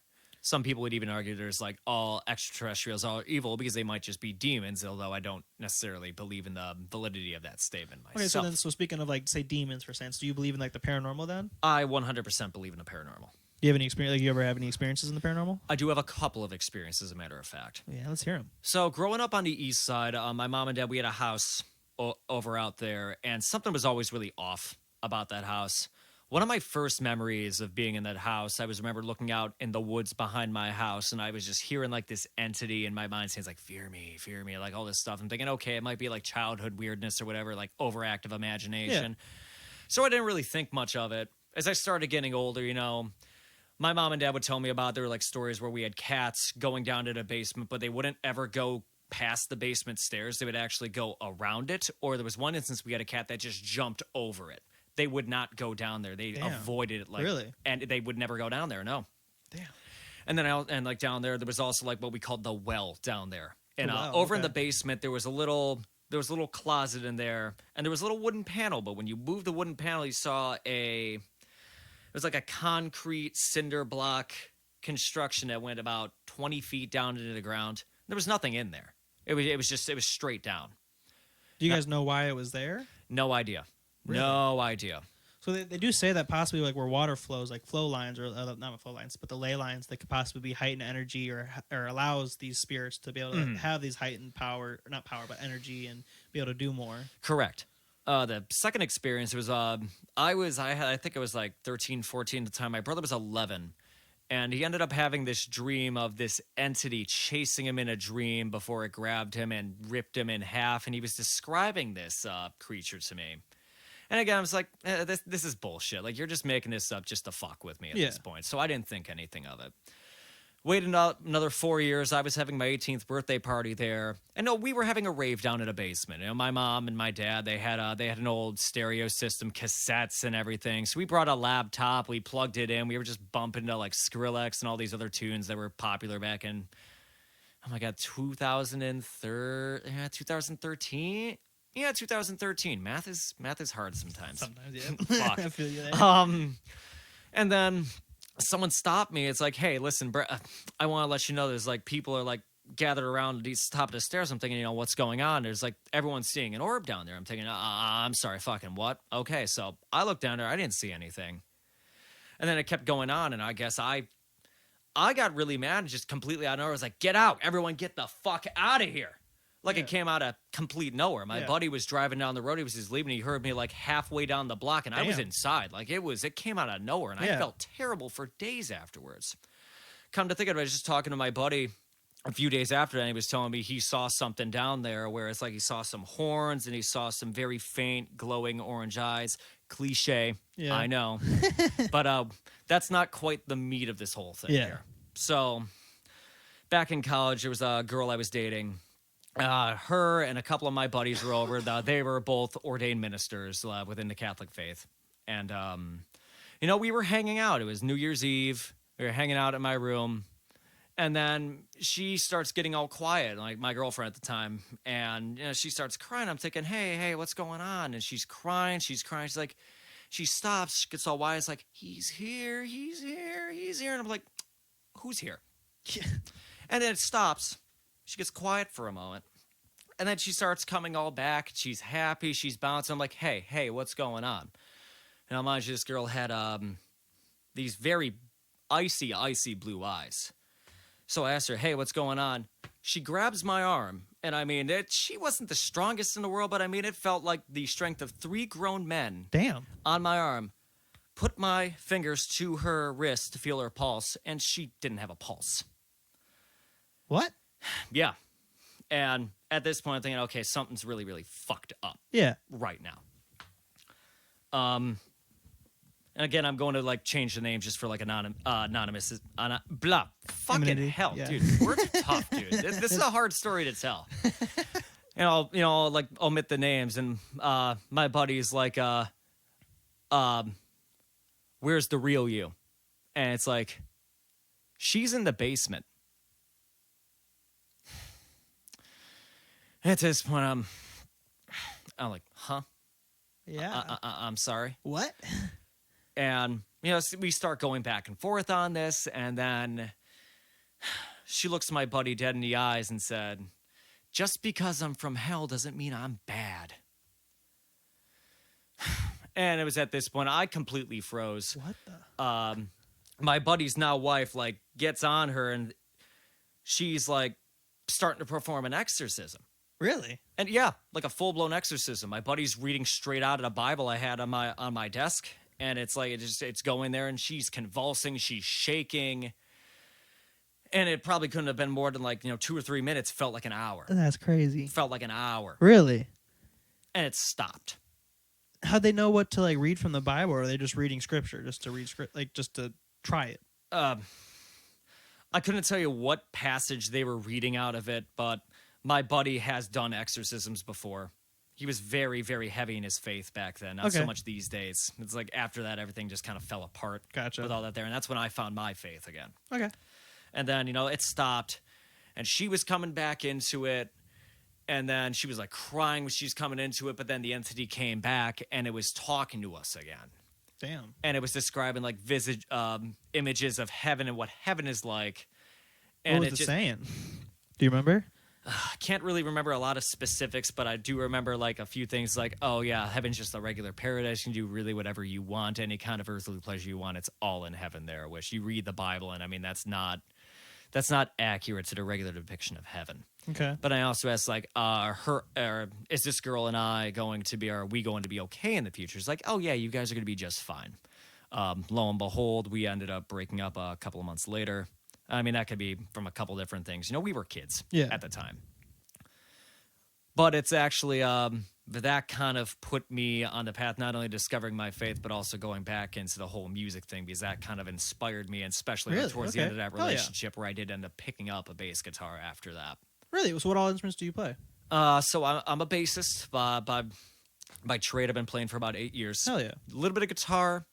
A lot of synthesizers. That's always been like my big mainstay. But my big passion is music production and studio production. So how long have you been doing production as a whole? For about 6 years now. 6 years? Okay, hell yeah. Mm-hmm. What got you? What kind of got you started initially with production? Like what DAW were you using? Like who helped you kind of like find your path and your way into production? So I really have to like do a big shout out to my buddy Jesse, who sat and talked with me for hours during a really pivotal point in my life. I was a computer science major in college. Okay. And I loved music at the same time, but I didn't really like the idea of doing computer stuff my entire life. Yeah. I didn't really like staring at code. I didn't really like dealing with like, The simple 9 to 5, IT problems. Yeah. And then it's like, why don't you like try something in the music stuff? Like kind of like find yourself in between there. I'm just like, might as well try it. Ended up applying to recording workshops soon after that. Went down there during the summertime, met a lot of the same people I'm still collaborating with these days. Hell yeah. I've got a few buddies in Columbus, over in Nashville. And then like the rest is history after that. That's sweet. As far as like DAW, like I started with Pro Tools as, like industry standard and all that. You're going to the studio, you're going to be using Pro Tools, period. Most people use Pro Tools now. Yeah. And then, I got my laptop, I got everything set up, but Pro Tools never played nice with my laptop, so I ended up going more heavily into Logic. And then, after having used that for a couple of years, and especially since getting more into electronic music, I found my way into Ableton, and I never looked back. Do you like Ableton? I always had trouble trying to figure out Ableton. It is definitely a really tricky learning curve with it, especially since everything's laid out right in front of you. Yeah. When you're looking at the session view and the arrangement view, it's like, what the fuck is all this? It's like cells. It's like you're producing music in 4D is the best way I can describe it. Okay, I can see that, yeah. Like you're just recording just little ideas here and there. So would you say it's better for like producing like beats or like with what you do? Definitely more geared towards electronic music, creating beats, and definitely a very powerful tool when it comes to performing live. Okay, hell yeah. Yeah, because I have Ableton Live. I got Ableton Live through the Persona stuff, but I cannot figure out how to get that thing to work. Mm-hmm. It's a lot of trial and error with it. Really, what you have to keep in mind when you're looking at the very bottom of your screen, you're going to see all your stock plugins in Ableton working in real time. Everything's moving. Everything is just concise, and it makes sense once you really start studying everything on there. And then when you look at the left side, you're seeing all your plugins, all your different effects on there, and also all your samples you can call up in a menu on there. Okay, that's sweet, yeah. And I think that is one of the most powerful features in Ableton, just having everything that's right there with not a lot of menu diving on there. Yeah, no, with Persona, it's just like there's a menu for everything. Mm-hmm. So yeah, there's a lot of menu diving you got to go through to try to like change stuff. Or if you're looking for, like they have a whole, for like their section if you want to pull up like samples, or like say if you wanted to use like a digital synth, I'd have to go through like a browser thing in a sense and like look up through like go through all my instrument files, go through, or if like effect wise, I have to go through all the different effects and have to each different menu instead of just having, like you say, you can just pull up a tab and you have it in a list. Mm-hmm. Logic is also really, really guilty of this too. Okay. Incredibly guilty of it. Because it's like, again, I used Logic for about 4 or 5 years before I transitioned there, and a lot of it was just menu diving because outside of all Logic stock plugins, everything else is locked behind like either an audio unit or some kind of a VST on there. Gotcha, yeah. And then you have to dive through there, and nothing is really organized on there. Yep. Mind you, there's like plugins on there where you can get everything organized in a regular menu style on there, but at that point, Ableton already has that stuff baked in. Yeah. But again, that's where I kind of went on the Personas route with the one thing, the things I do love about Personas is it's very like, if you wanted to create your DAW the way you want it to be, so say if like, they like what they give you is like, here's a sample of what it's like, what we have, like what normally people have set up for like their workspace wise. But if I wanted to completely adjust this to make it however I wanted to, I could go through and revamp it completely to make it how I want it to. mm-hmm. It's definitely a really easy DAW to get into. It's like Yeah. I like to compare. It's like if Pro Tools and Fruity Loops had a baby. Yeah, I can see what you're saying. Yeah, It's colorful. It's really easy to look at. It runs on pretty much anything on there. and it always runs pretty smooth. I've never really had a crash on this. I suppose that's like my biggest gripe with Pro Tools. Like if I was able to run Pro Tools on my Mac or my regular Windows desktop, I'd use Pro Tools 100% just for like fine editing points because you cannot go wrong with the finer editing in Pro Tools. Yeah. Remember, I interned under Jim Wirt over at Superior Sound when I was still around for the uninitiated. That's he made Incubus and Hoobastank like big back in the day. And the big thing he taught me was like editing drums on there, like his particular way of editing drums, of getting everything in a group. And you can cut all your different pieces on Pro Tools and everything is just all in line with one another. He always taught me the kick drum titty. So when you zoom into a waveform on a kick drum at the very beginning of the transient, you'll see just this little bump on there. Yeah. It doesn't. It's maybe it might be a small bump, it might be a big gazunga bump on there, but he always called it the kick drum titty, and it just stuck with me there. So it's like even now, it's like if I'm ever doing like any like real drum editing, like I'm going to go into Pro Tools, I'm going to look for that kick drum titty after everything else is lined up on there. And I mean, this man did it manually. Jeez, yeah. Every single transient. Damn. Did not use Beat Detective or anything else. He dove in there, and that's all he did. He just did it. It would take him, 5-6 hours to like edit one drum track. Damn. But let me tell you, it was all on the grid, and it all sounded crisp. It was phenomenal learning. Hell yeah. Yeah, that's the one thing I've always had trouble with when it comes to my producing is just like dealing with drums. So either being like digital with like MIDI drums or like live drums is like the mixing process of getting them like the editing side of it and how to properly edit drums. Mm-hmm. I've always been pretty decent when it comes to like guitars, pianos, and like vocal stuff because I understand like live sound wise. But when it comes to like drums, like for like a studio mix, I've always had kind of like troubles with that. I always found like not cutting a lot of your EQ outside of like your guttural low end, just having like a very gentle slope going down as to not affect your phase on there. Because that's like the big thing, because when you're putting any kind of an equalizer, unless it's like a linear phase EQ of some kind, Hell yeah. you're always going to impart some kind of a phase difference in your sounds. Particularly, it's like of course, it's like you probably want to cut like everything below like 20 hertz there because most humans aren't able to hear that low there, and it's just unnecessary information in the mix. Spare up some headroom. Yeah. But then, having the mic bleed still there can be a very important thing, too. And again, it's... There's a lot that goes into it, more than I can just, like, put right here, but I'm also not working in a studio. I'm more of a live cat myself. Gotcha, yeah. I also work with, like, synthesizers, so for me, like, the machines do have to work for me there. It's just a matter of making sure everything's already sounding good. Yeah, you said you're going to run sound tonight? Yeah. Who are you running sound for? I'm going to be running it for Mercury Music Lounge tonight. Hell yeah. What's going on there? We got oh man, what's this band? I actually got a text about this last night. I actually was just planning to do this podcast today, but my buddy's like, hey, I'm like running a band tonight. Can you like come out and help? I was like, yeah, that's fine. So we got the Sellouts playing tonight over Mercury Music Lounge. Hell yeah. A little 4-piece cover band, probably like a grunge alt rock kind of cover band out there. I like Mercury. Mercury's it's a cool stage. Yeah, it's a weird room though. Yeah, it's a really weird room. They have it kind of cut off from like the main area, and the parking situation's very difficult because it fills up super fast. So it's always been what I've always noticed. It's always been kind of hard to really truly get people to pull there properly. Yeah, I mean, you park in Lakewood in general. I mean, park in Lakewood's kind of ass to begin with. Either parking in the street or you're trying to find someone's driveway that they're not at. Yeah, seriously. And it's like particularly in the main stage there because it's like you have the stage on top of the bar itself, like this semicircular. Oh yeah, bar the small stages. Yeah, that's we played at a festival there, and they had bands playing on that. And I'm like, I would hate this. It's an intimate setting. Yeah, it's very intimate, and it's definitely like that stage up by the bar is definitely more for like a DJ booth.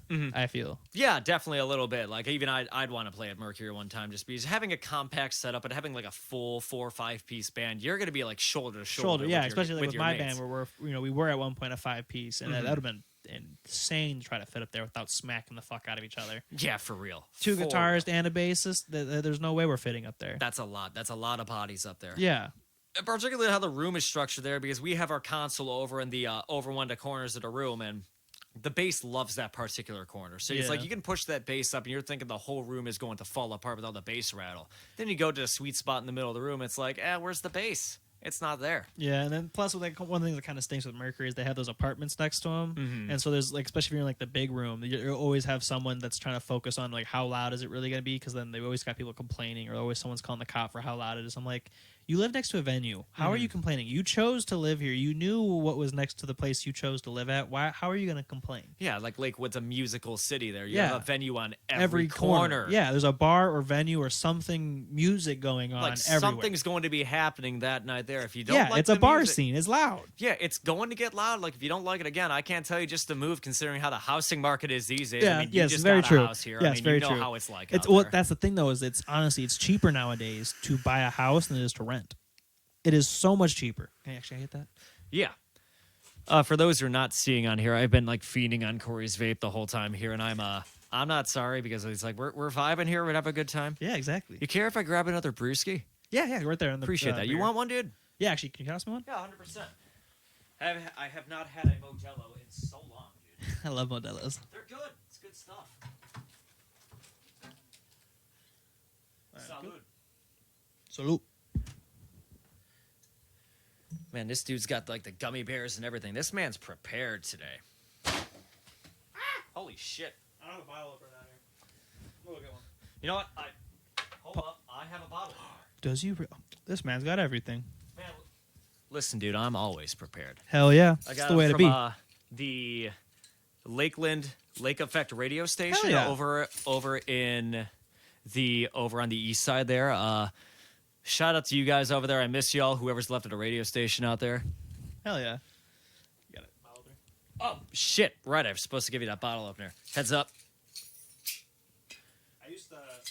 I used to have one that was made out of a brass bullet. Oh yeah. Because it was brass, it got worn out real quick, and so it's not even usable anymore. But I used to have it on my keychain. This is cool. It's a little guitar. Yeah, it's a little guitar they were giving us for all like the radio station Yeah, members. this is and all that. sweet. It really is too bad. Just on an off topic, like it's too bad. Like radio is a dying art, though.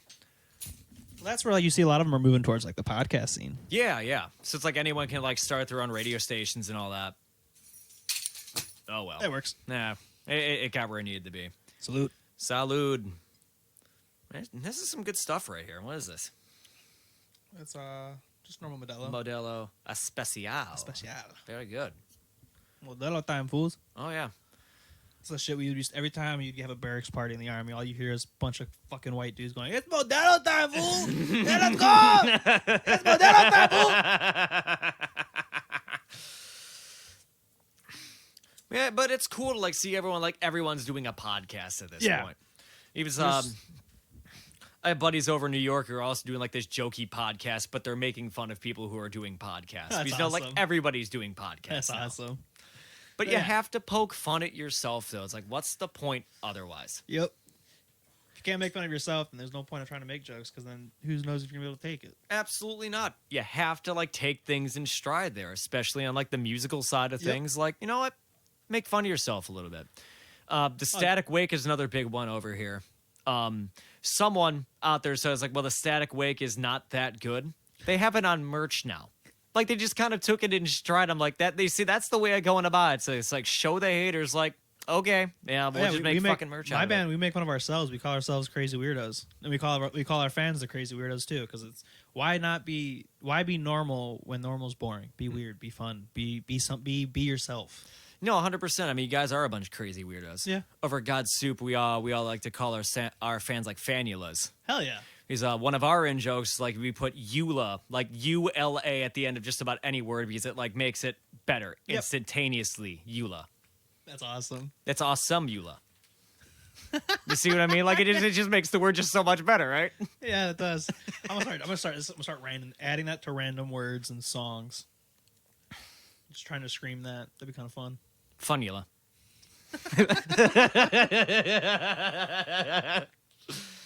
Timing is everything. I mean, what are jokes other than just subverting expectations at the right time? Yeah, you're not wrong. Yeah, it's telling a story with a random punchline at the right time. Yeah. I love comedy. You like comedy? Do like comedy. Who's your favorite comic? Oh man, favorite comic. can't say I follow a lot of comedians, but if I were to have to like put one, I definitely did like Gabriel Iglesias' work like 10, 15 15 years ago. I love Gabe. Yeah, he's hilarious. And His I mean, voice he's is still too. going. Like he's still doing his thing and The all dude that. sells out arenas on the daily. Mm-hmm. That dude's, yeah, his career is insane. Do you think like all those like he's like hiding jokes under all of his like his fat layers and all that? There's like jokes he's just like hiding there. And he's just like pulling out. He's like, oh, there's another one right there. Is that kosher? Can I say that on the mic? Yeah. That was funny as fuck. No, I love comedy. I've always made the joke that if I fail at music, I'm gonna go into comedy. And comedy's a tough one to get into too. Like you really want to It's an talk about like insanely intellectual art. yeah, It is so insane. like I mean you're trying to think 5 steps ahead every single time, and on top of that, you're not hiding behind like a musical instrument or like a drum set. It's like it's just you. It's just It's you. just you. You don't have someone else that can, if you know, because like sometimes if I'm taking a sip of water while we're on stage, Quentin or Tim will start playing something random Yeah. to fill the time. But if you're taking a sip of water and it's just, you just got this quiet, empty space, and I feel like that would, especially like as a musician, you know, coming from the music side, if I went to go do like stand up comedy, that would throw me off so bad. Just the anxiety of just hearing the emptiness because everyone's paying attention to you. Everyone's just quietly listening, waiting to hear what you say, and I'm like, that gives me anxiety just kind of thinking about. Oh yeah, stillness. 100%. Because you have to weaponize that. You have to weaponize the silence because when you're not speaking, they're listening, Yep. and they are listening, especially to at a everything comedy you show. are doing at that point. Especially at a comedy show. No, I've actually have like given like serious thought though. I've always kind of wanted to try comedy. I've always, like most of the podcasts I listen to are comic podcasts, like Two Bears One Cave or Joe Rogan's. Joe Rogan's great. Joe Rogan's great. And they you honestly, if you pay attention, you can learn a lot on what the art is of writing jokes. And so I'm always trying to like, not to be like nerdy, but to be nerdy. I'll own it. Yeah, own that Excuse shit, dude. Come on. Yeah, fuck that. I'll own it. I'm nerdy as fuck. But no, I'm always trying to like, if I'm like bored at work, or if I just have like, I'm just sitting in my head just with my thoughts, I'll always think of jokes, or especially if I'm in awkward situations. Like, if I feel awkward, or if you give me a reason to make fun of you, I will find a way to make, just because I'm bored most of the time. Mm-hmm. And so like there was the other day, like I'm way too close with my girlfriend's sister. We got way too, like as a group, the three of us are way too close, like closer than we need to be, to the point where like one of the first times when me and her started hanging out, my girlfriend, I was on FaceTime with her, and she's sitting in the car with her sister, and they're talking about their vaginas for some reason. I can't remember exactly how it came to the topic. Okay. But they were talking about how there's a mole by her vagina that she like tried to cut in half. Oh. And so that's why I started calling her Split in Two. I mean, it gave her a nickname called Split in Two. Fuck. Right? And so we've had this weird closeness, and it's funnier than fuck. And so yesterday it was another situation where me and her were hanging out upstairs in the kitchen, and her sister was about to go on a date, and so they were just talking, and I was just kind of hanging out listening, and I just could hear it. And they started talking about how something about her labia, and so I just started making labia jokes, just roasting the ever living piss out of her. And I felt bad for a second, and then all I hear is her crying, laughing over the phone. I was like, okay, it's good. I love fucking with people. It's one of my favorite things to do. Oh, 100%. I mean, as far as like comedy goes, I mean, I don't think I'd be able to ever make it in comedy, but if I were to make any kind of joke in comedy, I'd probably just talk about my music career, but you know how that goes, right? Can we get like a laugh? That's a good Can joke like right somebody there. put like a laugh track here or something? Like somebody just put this like in post or something.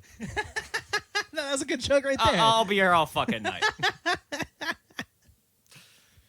No, that's cause I've been thinking lately about like maybe because we're taking a break going to the studio. I was like, might as well try. You know, that's what I'm doing with the podcast. Is kind of fill my time in between shows. And I'm like, might as well maybe try like an open mic night once maybe I might. So like I've tried to write some jokes, but a lot of times I get mixed up in the right, because when I write stories, or if I'm writing a story, it's typically like a poem or something for music. And so I've been still trying to figure out that transition of writing for like a joke sense. Mm-hmm. It's a fine balance. Mm-hmm. It's a fine balance. Sometimes you want to let's just egg people on, just let them just have them hang on for a while.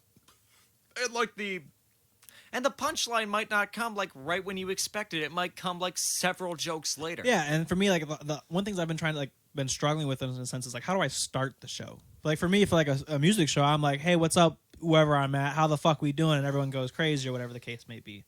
But like, how would I start a comedy set?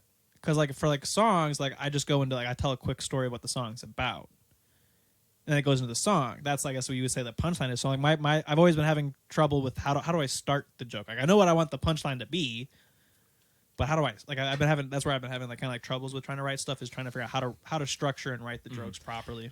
Maybe get like one particular joke that you just drag on for the entire set, and you like allude to it at the very beginning, but make that in and of a joke itself. Okay, yeah. And I think that's probably what a lot of them maybe do for how they like start out. Like start out with 1 minute. Don't try to do an hour or whatever the case may be. Just start out with one joke, like you're saying, like how with like what Kill Tony does. Have you ever watched that podcast? No. So Kill Tony it's a podcast, but they are at a live comedy show. Mm-hmm.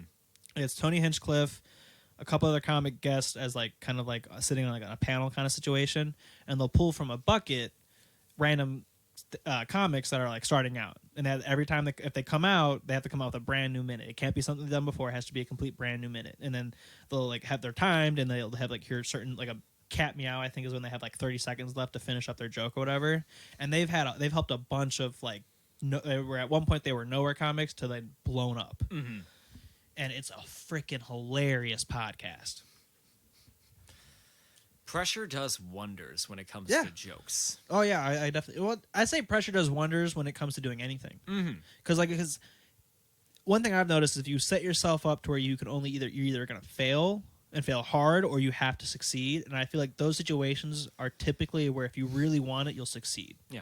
And and that's what I've always kind of tried to do with myself in the band is like I'll put myself as I'm either gonna fail horrible or I'm gonna fucking succeed amazing. Yeah. But even if you fail, like who gives a shit? Well, yeah, failing's also part of the process. It's a stepping stone. It's part of the process. You don't learn to play the guitar by just picking it up and shredding immediately. You're there.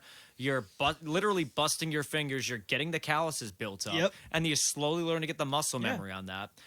Producing music, you're not going to be able to pick out what exactly 500 hertz sounds like or what 2.6K hertz sounds like. You listen to it over time. You exercise that there before you get that skill set on there. Yeah, that's probably what I should do then. Maybe I'll start doing that. Maybe try to start out just like with 1 minute or one joke in a sense, one story, whatever whatever I want to try to do. Maybe I'll start doing it that way. You a big reader?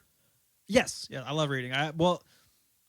Like reading like storybooks or just books in general? Just books in general. Oh, I'm a massive fan of just knowledge. I think knowledge is something you should always be pursuing. So 100%. I'm always be reading. A lifelong student. Yes. And so I read a lot of occult philosophy or philosophy books, a lot of poetry. My favorite book that I'm reading right now is a complete collection of Edgar Allan Poe's works.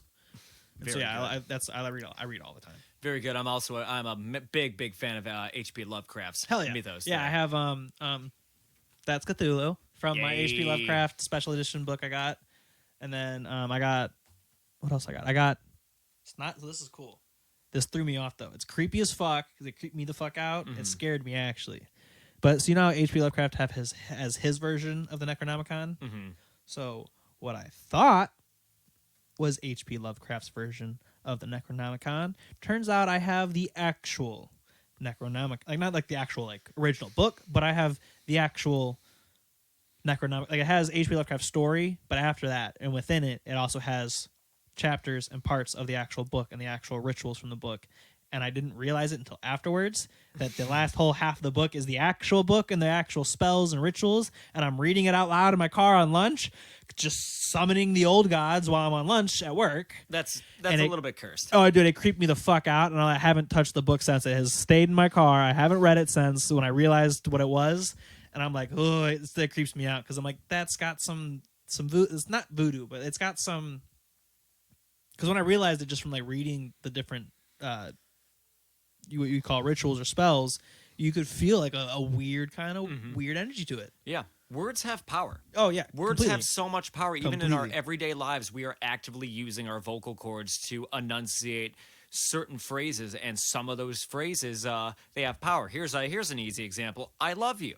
Yeah. I hate you. Yeah. No. Yeah. Two different opposite sides of the spectrum, and they have power behind them, especially if you have intent behind them there, because you're actively sending that vibration into the No, universe, exactly. and people are And that's feeling that. And that's where people get kind of construed on what magic is, or like the term, or what the ritual magic is, and within pagan religions is that it's not magic with the C. There's a reason why we changed the spelling. It's magic with a K, and the reason why that is it's not like we're summoning a fireball in our fucking hand and we can throw it. This isn't Skyrim. Yeah.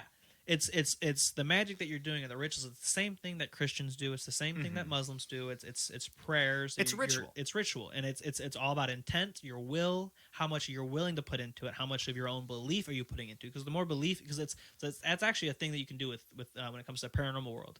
Is a lot of times if you believe that there's a poltergeist in your room, if you believe it hard enough, you actually can cause it. I've had it happen with a cousin of mine. They lived with us for a little bit, and from the stories of my childhood home being haunted, she put this thought that there's a poltergeist in her room, or something was messing with her room, and so her stuff would start moving around in her room that she would supposedly say. And so the one night, me being the dick that I am, snuck in her room while she was sleeping and moved all her shit while she was sleeping, and she freaked out. It was hilarious. Yeah, it's called a tulpa. Oh, okay, really? It's called a tulpa. It's like if you put enough thought into it, it's like you can actually manifest something like that. Yeah, exactly. And kind of funny thing with the Summit Fest poster that we were talking about earlier is I full-heartedly believe that I manifested us playing a festival last year, because the entire summer before we started playing shows, when I first got back in 2022, every day at work, kind of what I did at work to kind of pass my time by working as a machinist, because it's a very boring job. That's really interesting you bring that up, like looping this back into the whole reading thing. There was a book I read years ago. It's called Psycho-Cybernetics by Maxwell Maltz. Okay. And it talks all about the power of imagination. Imagination, right? But it goes deeper than that. Yeah. Because ultimately, it's like we're going to manifest how we feel inside of our brains. So that's what I did every day at work. I would say it over and over again in my head, and I would basically kind of become like a mantra for a little bit. Where I was like, "I'm playing a festival this year. I'm playing a festival this year. I'm gonna play." And by the end of that year, we were playing a pretty big. I think the ticket sales for that festival was over 3,000. Holy shit! Okay. Yeah, it's like you manifest things in your brain first, because if you're going to be like, oh, I'm never going to go anywhere in my life, like nothing's ever going to happen, I'm never going to accomplish anything, you're not. Yeah. Period. It's never going to happen. Yeah. You have to make sure that you're telling yourself, I'm going to do these things. And and I think it's self-evident that we because like and for conversation's sake, I want people to know that I'm not just saying this to say this or just saying it to fill bullshit.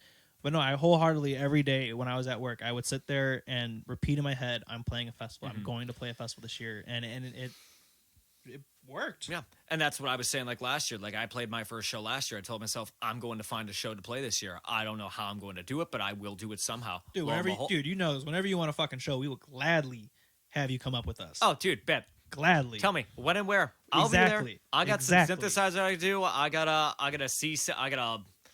an old TV that plays shit, VHS. we actually might have to have you come into the studio with us and play around with some synth shit. That'd be so much fucking fun. Because we've been doing you heard at the last show. We've been doing a lot of really cool sampling. Mm-hmm. Hey, dude, listen, I got all this hardware synthesizers that are just not getting the proper usage. You give me a key, you give me a song to play in there, I will throw down whatever kind of pads or anything you want in there. I am so down for that. Then I got some songs for you. Then we already got some stuff that's kind of set up for it. We got that shoegaze. Oh no, you didn't get to hear the shoegaze song. I'm so mad at that show. Right, because that show got cut a little bit short. I'm so mad. Hey, there will be more shows, dog. But it's like you got my email. You can send me stuff and all that. That's the one we don't have demoed yet. Oh, well, we should fix that. We were at yes, we should. We're just gonna get on soon. Yeah, when are you guys going in the studio? You said you guys are gonna be recording here pretty soon, getting an EP out later. Yeah, we're gonna be hopefully going either April or May is when we're trying to book it. I'm thinking probably what is this? March, so probably May is what I'm thinking. Just give us more time to save up for it. Cool. So we got everything's written wise. It's just everything's written and we have the scratch tracks made, so it should just be pretty simple. Yeah, studio stuff. It's definitely a lot of work going into that. Oh, it's so much prep. I mean, I run my own private studio out of my own apartment right now, and I've worked with a handful of artists over my times. It's like, and sometimes they'll come in, they're prepared, and other times they're just not prepared. Yep. And that's I think we definitely have a benefit with me doing the production side that I've done, that we can kind of have that extra preparedness, and that's why we have all the scratch tracks made. We technically, we technically have one of the first songs we're gonna be releasing as a single wise for the EP. We have it fully recorded in a sense, but when I went to go into the mixing, I can show you afterwards what happened to it. But we recorded the drums with the E kit, and what we did was we didn't do the MIDI route. We did we took 2 input cables from the in and outs and went straight to the input the interface, and we just recorded them that way. But there's this really weird like clipping that we got in the recording. Yeah, Weird clipping in the recording. Okay.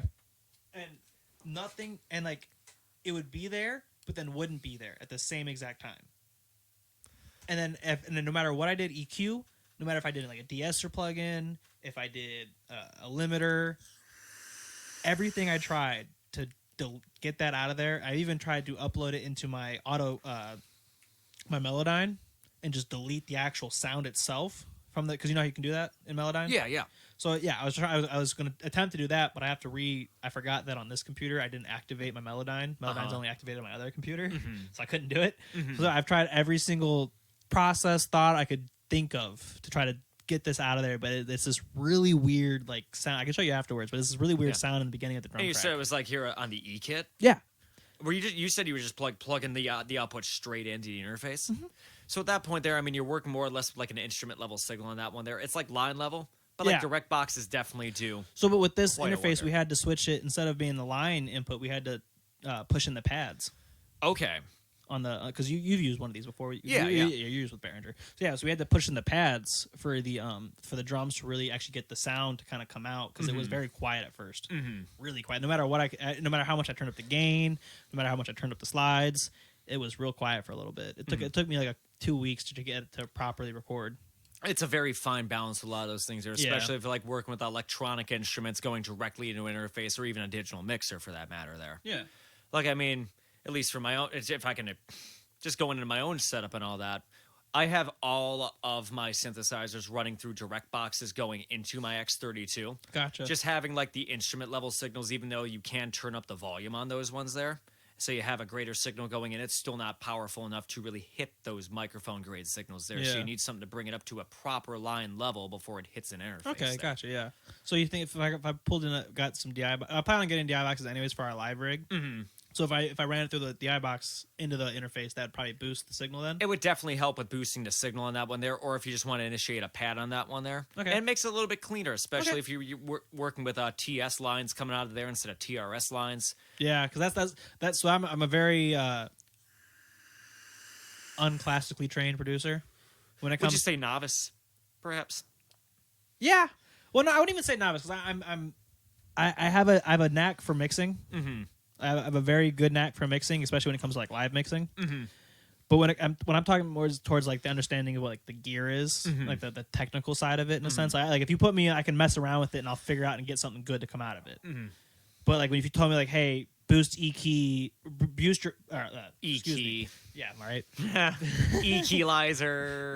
This is the person that doesn't drink beer often. It's on beer number 2. Hey, look.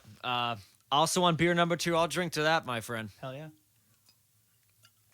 Modelo Especial. Sponsor us. That'd be dope. That would be really cool. That would be really Free cool. beer. I'd be drunk all the time. Yeah, word. And that would not be a good thing with me being a past alcoholic. Nope. Alcoholism is a curse. Yep. It's a curse. And I want to say, if you need help, it's okay to ask for help. Yeah. Don't Reach ever out, think dude. it's not okay to ask for help. We are living in different times now. Fellas, ladies, talk to your friends. Talk to your mom and dad if you're close to your mom and dad. Like, just reach out. Yep. We're a community here. We're all here to help. You know, I've always found the technical side of audio equipment and music in general to be a lot more fascinating than the music itself, to tell you the honest Really? truth. I've always been more of a technical kind of guy. Most of my work in the studio realm has been on the back end just doing mastering. Okay. Because at that point, it's like, I love mixing. Like, if it's my own stuff, you know, because I know what I'm looking for. But when you're looking with other people's music, I mean, that's someone's baby you're handling right there. It takes this very specific personality and an approach to that there. Yeah. Where the mastering it's an objective practice. Mastering in a sense, in basic sense, is just making things louder. In a sense, yes. But also making sure it's like, is your mix going to translate across all different playback Platform. mediums. Yeah. Okay. Yeah. Like, being able to translate to different playback systems, or how are your frequency spectrums? Is it balanced out? Is it going to sound good? Is it what's missing? What needs to get cut out of there? And it takes a very trained ear to go into something like that. And that's definitely something I'm missing on is the mastering side. Mm-hmm. Because I understand the whole making it louder, but like what you said with the other things is where I kind of lose a lot of it. Where like I know about how to like work with transitioning from like car speakers to headphones to normal speakers. Your house is haunted, dude. No, I think it was my dog. Yeah, it was my dog. It just might be a ghost dog. You don't know that. We're down here recording Hey, a podcast. We can't see it. It's possible. This house is built in like the 1800s. 1800s. No, something like that. It's a pretty old house. Yeah. Hey, you never know. Yeah. But it's like it's not even just making it louder. Like the common misconception is that it's you're making the music louder, which ultimately you're going to want to bounce your mixes out at about -6 to -3 dBs before processing there, so you have that extra headroom. So if you want to add some saturation or just bringing everything up to radio ready levels, I don't like that term. I hate that term. But bring it up so streaming services aren't going to dip you down.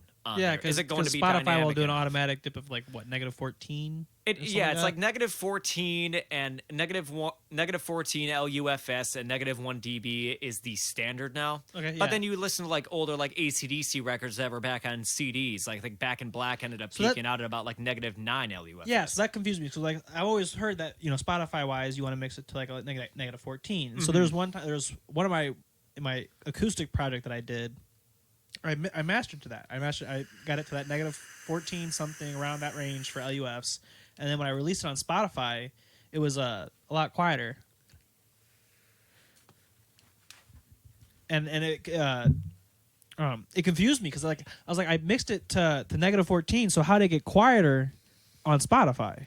But then it was better, but it still sounded phenomenal through YouTube. Mm-hmm. I mean, every streaming service, anywhere you can find music is going to have different standards for it. Gotcha. Or like YouTube is going down. I think they're like -12 or -13 on YouTube. Or it's like Tidal. I think it's going to be like something crazy like -8 on there. Okay. But I love Tidal. Tidal's the one that pays the most. So they pay the most. You can have lossless files on there. Did you see that there's I just saw recently there was a lady at either some Senate hearing or some congressional hearing for something talking about creating a bill for standard wage or a standard set for payouts for streaming services to pay their musicians so they can actually have a livable wage. So it's saying instead of it being like this is for all like you that don't know, small fraction of this is for all you that don't know how much we get paid per stream. It is 0.0. I'm gonna look it up actually. It's like a very small percentage. It's like 0.003 something of a cent. Mm-hmm. And the bill was talking about changing that to being a penny per stream. And so say if I got 100 streams, that's $100. Or that's $1. Math not my thing either. Math sucks. It's important, but it sucks. Yeah. I suck at math. So you make on Spotify pays 0.003 to 0.005 cents per single stream. So it takes like 800,000 streams just to make some money. Yeah. That's like you're only looking like the top 50 artists on Spotify or making any money on Spotify. Even then, what I found out recently is that a lot of those big artists that you're seeing, they're falsifying a lot of their streams. They use bots and algorithm stuff to falsify streams and cause fake streams. And there's like countermeasures for that too. Like there's like they can detect whether the users are real that are listening to it there. Yeah. But I mean, but I don't know how much is that really being detected for say towards like our kind of level of being artist wise, or to like say for Kanye or for any of those massive guys that are on Spotify. Like, do you think they'd be doing the same kind of because that's where I've heard it from is that these big labels are what are doing this where they'll falsify for say if they want an artist that they like or that society likes, whatever the case is causing them to do this, they'll falsify their streams and have them give them this massive boost where they might only naturally get like 50,000 streams, but this song's now got somehow over 1 million streams, but it's not nowhere near the same quality as, say, their songs that have done like 2 million streams or massive numbers. Right. I mean, I can't say for certain because I don't work for the labels, but I certainly wouldn't put it past them. We all know what the music biz is like. Yeah. It's shady. We all knew this going into it. But I think at least for like the smaller guys, it definitely would help out instead of being traveling t-shirt salesmen. Yeah. Being artists. Yeah. Being musicians. But again, I mean, we're in a wildly different world right now, like we were talking about earlier in the podcast about back in the day where you had A&R guys like scouting out like different talents and all that, where a lot of people now can be completely self-produced. Yeah. One big example. You have these artists that won't even play a show, and they'll be found some way just based off them. They won't play a single show, but they'll release. Because I hate this thing that Society's done, where they every month or every week they're releasing a new song, where it's now been quantity over quality. Yeah. I'm like, it should be quality over quantity. I 100% agree on that. Again, even in a little time, I've released, a few albums with GodSoop and a few albums with Bilek over the past couple of years. And even still, it's a... Oh my God, I just lost my entire train of thought right there. A quantity over quantity, that's right. I've released songs with Bilek and GodSoop, different EPs, different albums over the past 2-3 years. But it's like, I want to release it when I think the songs are ready there. Yeah, exactly. And especially now we live in an era where, iPad kids have become a big issue in our day and age, where people have the memories, literally have the memory span of a goldfish. Oh yeah, TikTok, the like the brain rot of it all. It's like the brain rot of TikTok, of being able to just scroll and constantly get this hit of dopamine over and over again on Reels, for not just TikTok, because TikTok's not only to blame, but Instagram Reels, Facebook Reels, all of this. Yeah, everything's turning into TikTok now. So and they're saying, and that's the hard thing when it comes to making content. Now you got to make your content's got to be so explosive in the first 5 seconds of whatever you're trying to do that it catches someone's attention, so they can sit around long enough to understand what you're trying to sell to them or trying to push towards them. 100%. One of the things I really enjoy about being part of the groups that I'm in right now, particularly with GodSoop, is that our fan base, although we don't have, we're not it's super widely known and all that, but we have like which is wrong. You should be, because your guys' stuff is amazing. Thank you. It's like we've had this natural, organic growth of our fans and all that. It's like when you and I, man, we were talking about that when you told me you're tripping to it. It's like, you're always like, hey, when you guys playing a show, when you guys doing like the because you will definitely know that me and Tim will be right there, front row, tripping. We'll have all you'll see is the black of our eyes, and we'll be like, dude, I cannot wait for that show to come. But it's like having like that organic community form around that is so much more important to me than any money I can make off the music. And that's exactly what I feel the same way. For me, it's more of, I want to create this community, and I say it a lot, is I want to save. I want I hope, I don't want it, but I hope that my music saves you in the way that someone else's music saved me. 100%, yeah. It's like we're all here. Yeah, and you want that community. We want that friendship where, like, I don't understand why, like, it's so hard to access. Like, say if I wanted to go meet Chris Motionless from Motionless White, if this dude is my favorite all-time artist, it's almost impossible to try to meet this dude at a show. So I'm like, it's one of my plans is to always try to keep it to where, like, it's like that local kind of feel where, like, you see us hanging out in the crowd. We're out, not just we're not just hanging out back in some green room hiding away from everybody. We're out there with everyone, having that community feel. Yeah, like we're all having the same experience there, whether we are just there showing up, having a beer or 16, or we're on stage performing and then having our beers or 16. Yep. Like, we're all in this together, man. It's all one community here. We're all here to support one another. We're all here to have a good time and to make art that's worth listening to. Exactly. I would never want to dilute any bit of music I put out there just for the sake of an algorithm there. Yep. Like, if you want to listen to music, great. If not, okay. I mean, I get, not everyone's going to jive to the same style. And that's the beautiful thing about music, because you're able to form new ideas there. Music is the language of everybody. Absolutely. It's like, look at Joji. Look at what he was doing before, like when he was Filthy Frank, just doing like this shitpost stuff on the internet and getting away with what nowadays, like, you couldn't get away with half the shit this man did back in 2012. Like, holy crap. I go back, I'll listen to this, like, this man said some stuff on the internet, dude. Oh my God. Or like the old days of SNL with like Dick in a Box. Yeah. Dude, that it's song my slaps. Dick in a Box. That song slaps. Great or song. Like Boats and Hoes. Oh, dude, there's man. so much shit from back in the day that you could not get away with now. The early internet is gone, and I miss it every day. And what the funny thing is, though, it's still there. If you search far enough in YouTube archives, you can find it. You can, but the algorithm is not your friend there. No, it hides it. It hides it so much. I've always found like anytime I go on the internet, it's like, reasons like, you'll hit me up on like Facebook and it'll take me like 2 hours to get back to you because I'm normally like doing something else, be it like musically or I'm scrolling through like Gear Space and all that. Yeah. And all Gear Space is at the end of the day, it's just a bunch of like 50-year-old fat guys arguing about really high-end gear. It's like Reddit for audio nerds. Hell yeah. You ever watch Ryan Fluff? No. His whole YouTube, he's a guitarist, but his whole YouTube channel is based around gear and gear reviews and talking about gear and stuff like that. He's a really cool channel. Mm-hmm. His name's Ryan Fluff Bruce. He was in a band called Dragged Under. If you ever heard of them, they're out of Seattle. Yeah, I've heard of them. Yeah, he was the guitarist for them for a while. Mm-hmm. He has it's called Beards and Gear, I think is what it's called. Wait, Beards and Gear? I know Beards and Gear. Yeah. Okay. Yeah. No, that guy's great. That guy's great. He really turned me on to a lot of the warm audio stuff. I got to meet him once out in Seattle, and I asked him. He was super nice guy. I asked him about some hey, how do you work on like your tremolo picking and stuff like that? And he sat there for like a couple minutes just talking to me about it. And I'm like, it was super cool, down to earth guy. It was awesome. Knowledge is meant to be shared.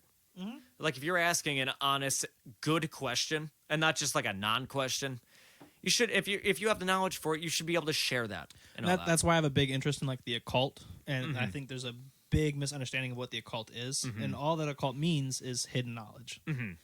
And so that's part of one of the things I really want to do with this podcast is eventually start talking to more people that are within the occult community and that know more about it. Because one, I also want to learn, but there's a lot of hidden great knowledge or philosophy to say that comes from these different books or these stuff that's been picturized as a cult or bad or whatever. And so there's knowledge is power. And knowledge is true power. And so the more you search for it and the more you understand, the more better off you are in all aspects of life, not only one mental health wise, if you can understand more things. And there's a lot of good that comes from the philosophies that you can find just from just talking to people or just with what podcast does. It allows me to meet, say if we didn't know each other and you're just someone I met on social media and I brought you on the podcast just because I wanted to hear your story. And I get to see what your life views are and see what your life beliefs are. And then that could have a profound effect on me or whoever's listening. And they could I agree with that. I like the way he thinks about that. Whatever the case is that we're talking about or whatever the topic is. That could have a massive, profound effect on someone. And that's what I think is amazing about it. But yeah, life is about choices. We have the choice to go out and seek knowledge, be it like forbidden knowledge or just knowledge that's on the surface there. And it's also our duty to use that knowledge responsibly. Mm-hmm. Especially now in the world that we live in now, it's like everyone's so divided now. And it's like there really is no gray area. There's no middle ground with that. One of my favorite quotes from history, it covers that perfectly. And I don't like to always go towards politics, but it does kind of hit in a political sense. But it kind of has effect of that. I think that's part of why we feel so divided as a society and as a nation is this two-party system is going to be the fall to us. And I'm pretty sure it was Franklin Roosevelt or Benjamin Franklin that said that or no, it was George Washington. Let me get my quotes right. George Washington said that he was always against the two-party system. Mm-hmm. He said the two-party system will be the fall of us. And what have we seen? This massive division within society, within the nation of just who's left, who's right, who's wrong, who's correct, who gives a fuck? Exactly. Who's left or who's right? You want to really look at politics and all there? Here we have like us, like two peons sitting in a basement doing this podcast right now, having a good time where we have these billionaires that are out there. Left, right, Donald Trump, Joe Biden, they have more money than they know what the fuck to do with it. Yeah. And ultimately, they're all in the same club, and we're not in it. Yeah, they're all George Carlin. They're all being paid by some lobbyists. Yeah, someone's writing their paychecks there, and ultimately, it's like, what better to have than a divided populace? Because ultimately, if everyone were united, like we would be able to solve half the problems we have now. Well, no, the thing is that they want us divided. Yeah, because the further we are divided, and the longer that we are divided, the longer they have control over us, and the more control they have over us. The sooner, that's why you see every time you see that people start getting together and start being unified, the government gets scared because they start losing control. And that's one of the things I think people have forgotten is that there's a reason why our government is set up the way it is. It starts off in our Constitution, we the people. And I think people have forgotten that we hold the power in our government, not the government. It's been been construed and taken more power towards the government from us, but they forget that it's up to us, and we have the power to, and we have the right to, if we think this is wrong, we can change it. We have constitutional rights that could change a lot of our American history here. Yep. In less than a month. Oh yeah, completely. And I would not doubt within our lifetimes, maybe in the next 5 or 10 years, maybe even sooner, we are going to see some massive event here in the United States that is going to turn everything on its head. Well, like January 6th, when people thought that the election was messed up through with the last Trump versus Biden stuff, and yes, there was parts of January 6th that were wrong, but they had every fucking right to go there and do what they did. That was their right. That was absolutely the right to do on it, no matter what side you're on. It's like, look, they had the right to that free speech. Exactly. But the thing that's messed up is that our government, because it's been found and it's been pointed out that the government was putting their own members causing these stuff. There was FBI members that were causing stuff to rile up. Or you had these Antifa guys that are coming there purposely to start. Because it's mob mentality. As soon as they'll be completely peaceful until they see one person do something wrong, and as soon as one person does it, now it's okay for everybody to do. And on top of that, too, with the media presence there, oh yeah, they're going to spin it however they want. Yeah, be it on like right wing media, left wing media. It's all political theater. And that's why I'm glad that Elon Musk bought Twitter, because then there's now finally a somewhat social media platform that you can find. You'll still have the biased media types, but that's you should be allowed to, in a sense. It's a good you need to have the biased one way or the other, but then you also need to have access though to those that are non-biased, that are just here for the facts, that just want to report the facts. And that's where I think that Elon buying Twitter has done some good, where people now have that access to be able to find on their own, where it isn't just like a complete echo chamber. Before it was this complete echo chamber. There was one side or the other side, and they were fighting each other. And if you were trying to tell the actual straight facts, they bullied you and hid you away. With Elon doing that has been a massive step towards that, where we now actually have this access to pure media that's not going to be biased. If you still want to believe those, then that's your right. There's nothing wrong with it per se. We can all disagree with things here, but ultimately we have issues to solve here, and it's not as black and white as people want to make it out to be. But the thing I think about is, like, do you remember back in the day where it wasn't it wasn't a popular thing to really talk about politics in public? Yes. Like, I remember growing up, I never knew what my parents believed politically. I mean, I had no clue. I had no understanding what politics were until I took civics in high school. And so, like, where was the turning point that this became such an open topic? Like what happened to where people can just have their own beliefs and it be nothing? Like, we could be, back in the day, my parents had friends that were complete opposite political views, but it didn't matter to them because they didn't talk about it. Are you asking this as a rhetorical question? It's rhetorical. It's rhetorical. Because I have an answer for you. Oh, you do? Like yeah. I think a lot of it started happening after Occupy Wall Street. Really? I mean, when you look at like Occupy Wall Street, it's like everyone, didn't matter if you were left or you're right, you were uniting against the banks. The ones that were like the ones who were paying the politicians at that point. And since then we've started instilling like other systems to have that more divide between everyone there, because we were so close to like actually getting to the bottom of a lot of stuff there. And we're like, no. A little bit too close to the truth there. How can we divide everybody there? Yeah. And now we exist in a world. It's like it's like you look at both sides of the political extreme. You have the people on the far left who it's like very communist, socialist, and on the other side of it, on the right, you have the neo-Nazis. Yeah. And it's like it's bizarre seeing it's like both these two wildly different ideologies exist simultaneously in our country, and they're both at each other's throats. Yeah. And then the worst part is that when they do try to correct something, it's always an overcorrection. It's always you address the problem, but now you've overshot it, now causing this massive other problem.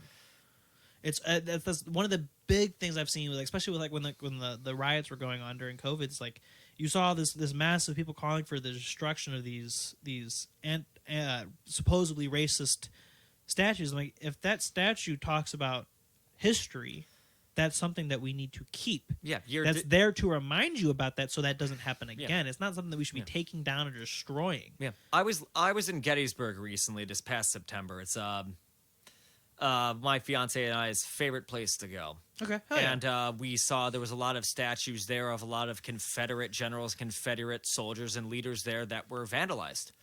one of our favorite things to do there, we used to go ghost hunting over at Devil's Den all the time. Oh, But yeah. now we can't do that after dark because people went there and they started vandalizing So now it's these. probably like blocked off or whatever the case. Yeah, may they be. like block off the parks after dark and all that. And I just think it's such a shame because it's like, Yeah. okay, it's like this wasn't our doing here. This was literally almost 200 years ago Yeah. when this all happened. But then that's the thing is like no one nowadays, and there's people that argue, oh yeah, but it still happened. Yes, it happened, but no one nowadays was a part of that. Yeah, or took nobody was a of that. part of that there. It's like, look at 1984. It's like we all know the book 1984. We look there, it's like the Ministry of Truth regularly destroyed documents whenever they wanted to create their own version of history. Yeah. There. Again, maybe I'm comparing apples to oranges here, but it's the closest example I can pull. Just thinking off top of mind, it's like, why go ahead and destroy this old history there because you don't like it? It's like, there's implications to this kind of thing. These are people in power who are going to see people who are taking down these statues of Confederate generals or these other ideologies from decades or like hundreds of years past. And it's like, you're destroying this history there. What's that going to do about our children? You're not going to be building a better History's future doomed for to- anybody. If you don't teach history, history's doomed to repeat Yeah. itself. Those And who that's do why- not that's- learn the lessons from history are doomed to repeat. And that's them. why you see it that the Holocaust and all that kind of stuff is so prevalent and heavily talked about over in European countries because they're like we want to not allow this to happen again. We want to make sure that you are educated properly that this is wrong and this is not the way that society is supposed to be and this is not the way you're supposed to think.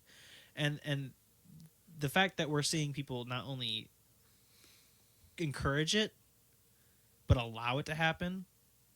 And then that they're changing, like the fact that all these brands are changing their logos for years, that they've had for years, that no one's ever cared about or ever saw anything, but because of cancel culture says it's this, and now is attached their ideology to it, it's now ruined so much things that had nothing to do with it. The Aunt Jemima, my memory serves me correct, Aunt Jemima like syrup, that it wasn't a bad thing. The reason why it was the lady that it was is because I'm pretty sure she was the one that like, helped make the recipe or whatever. I can't speak much in the matter. I never really looked too much into it Don't there. But I don't mean, quote me either. But I'm pretty sure that's what the case was. The reason why she was the symbol of that company was because she helped create something within that company. It was a good thing. It wasn't this racial thing that the cancel culture made it out to be, and the reason why it got changed. But I mean, when you have people who are terminally online, Yeah, and they have nothing better to do, it's like, you know what? Look, there is still issues like racism and classism and everything else going on in our world, but instead That's of human nature. but instead of like going out and actively making a difference there, it's like changing the logo on a multi-billion-dollar company that's making like slop food. What's the point? yeah. Like, what are you trying to prove at this point? What is this solving? What is this making better? The fact that it's not a you're in a sense you're taking away from something. You're not changing anything for the better. You're taking away from it. You're causing problems that don't need to be caused. You're bringing attention. You're attaching your ideology to something and making it. It's like I had a guest on here earlier before you got here, and we were talking about how like certain people were taking these symbols and attaching their own ideology and changing what the meaning of these symbols were, and now causing them towards hate. And I'm like, why are you now taking the symbol that until you made it that way, it never symbolized hate or whatever the scenario is. And now because you're attaching this ideology to it, now has this hate attached to it, and now it is ruined. And now there is, in a sense, a need to change it because you now attach this disgust to it or this disdain to it. Sometimes I gotta wonder if social media was a mistake. Oh, it completely was. I definitely, there's not to say that communism is good, but there's a good thing that China does that their kids, they only allow them access to social media a certain amount of time a day, and I think that's honestly a good thing. We have no studies to show the long-term effects of being so interconnected. What do you mean? We have the results showing today. Look at society. I mean, people are not smart. There are people have gotten a lot dumber. And that's a scientific fact. I'm can't speaking pull on the- just like a surface level here, like yeah. long-term studies and all that. yeah, but I yes. mean, if we're looking like anecdotal evidence here, we can absolutely see. Oh yeah, there's been the tons of studies that have been ramifications of it. found that there's been massive ramifications to mental health, to societal dissolve like this. There's people aren't. America is not a first. If my memory is correct, but do not quote me. Pretty sure America is not a first world country anymore. We are not that good on schools anymore because our attention span's gone down. So our people aren't as smart. Our brain size is actually, I'm pretty sure if my memory's correct, I could be wrong. I kind of hope I'm wrong, but our brain size has technically gone smaller. Mm-hmm.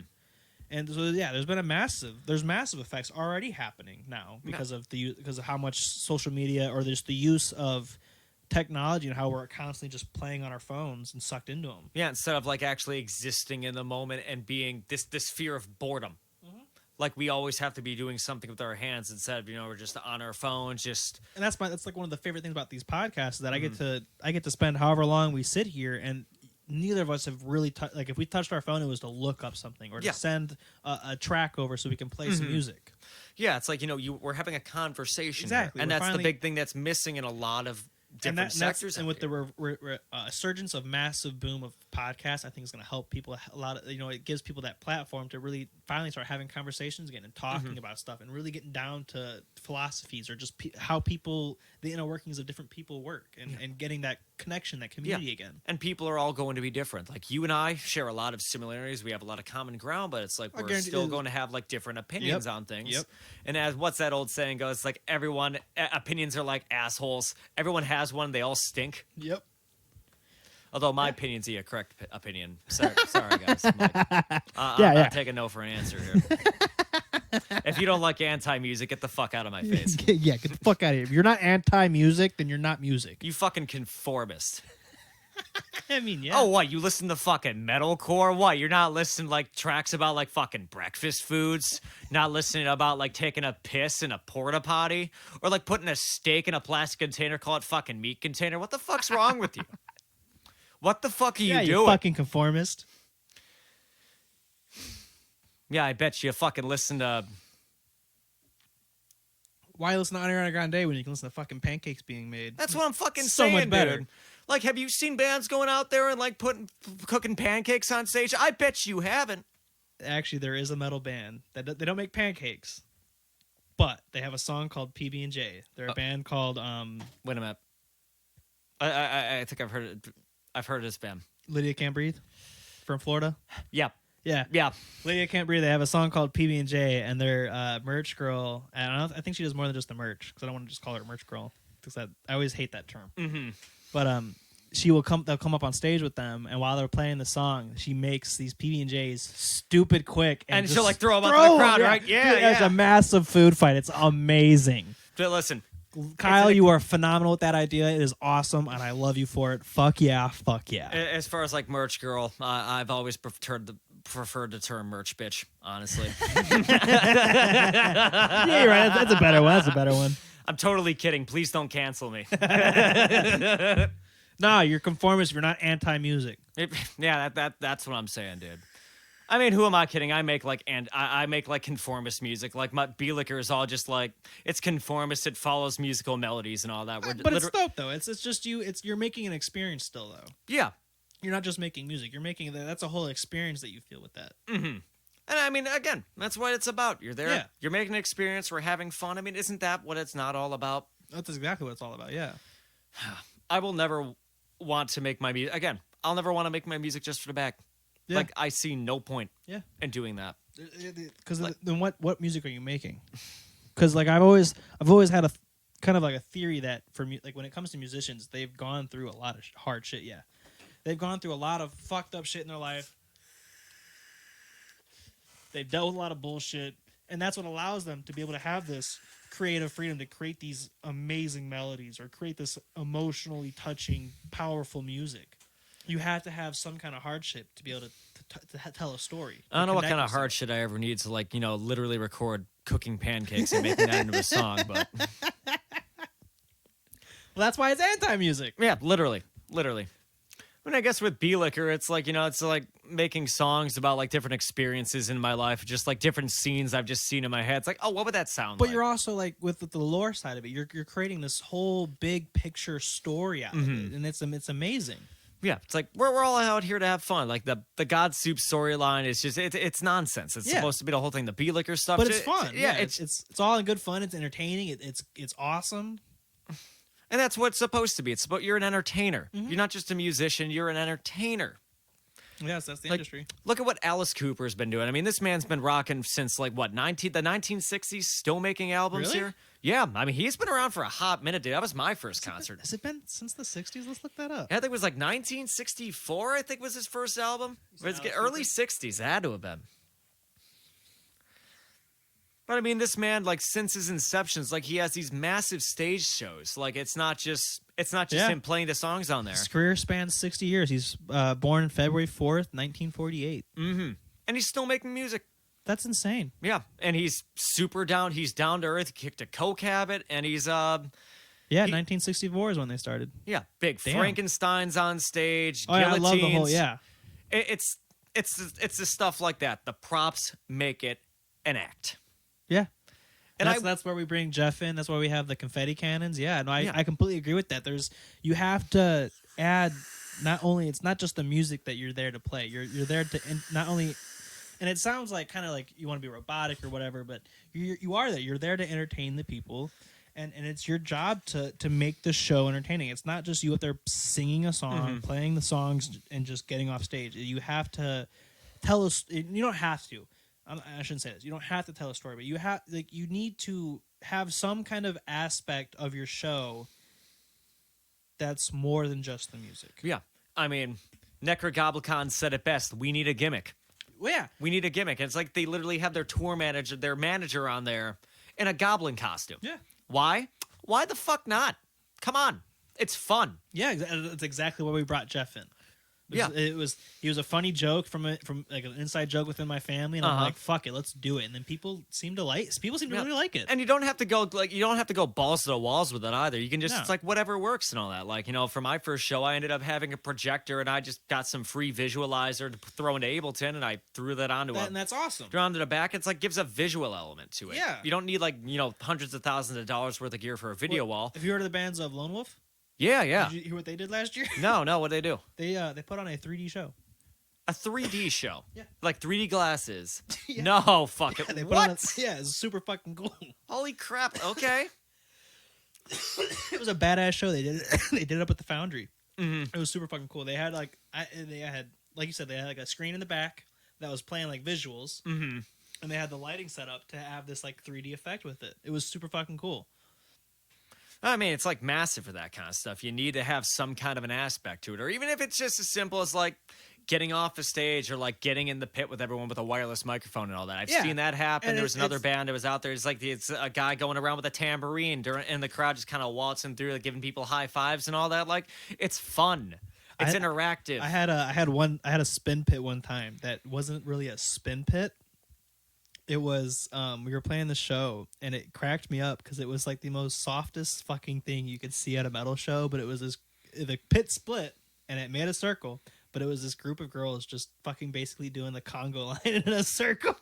That was the spin pit. That was the spin pit we got for that show. It was hilarious, but it was fun. Like it was hilarious. Yeah, it's those experiences. Ailstorm was playing like years ago over at Agora before they got taken over by Bravo Artists that owns them now? Live Nation owns them now?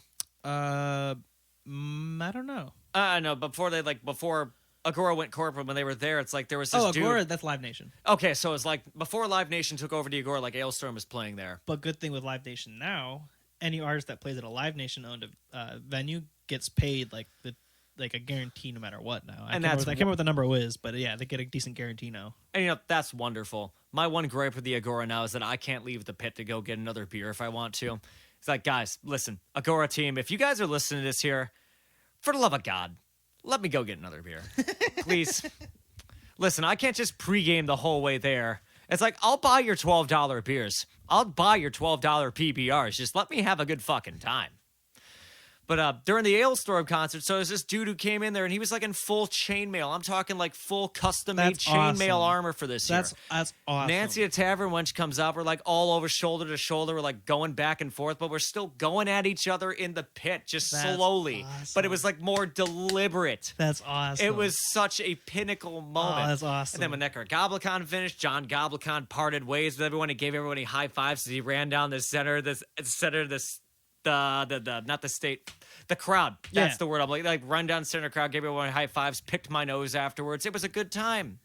That's awesome. Look, moral of the story is whatever genre you're in, make it interesting. Yeah, Make it fun. And that's not only does it make your show better for the crowd, but it also helps you stand out as a band for, say, if you are shopping for those labels. It helps you stand out so much if you're not only at, you know, it doesn't have to be a gimmick like Necrogoblicon or Ailstorm.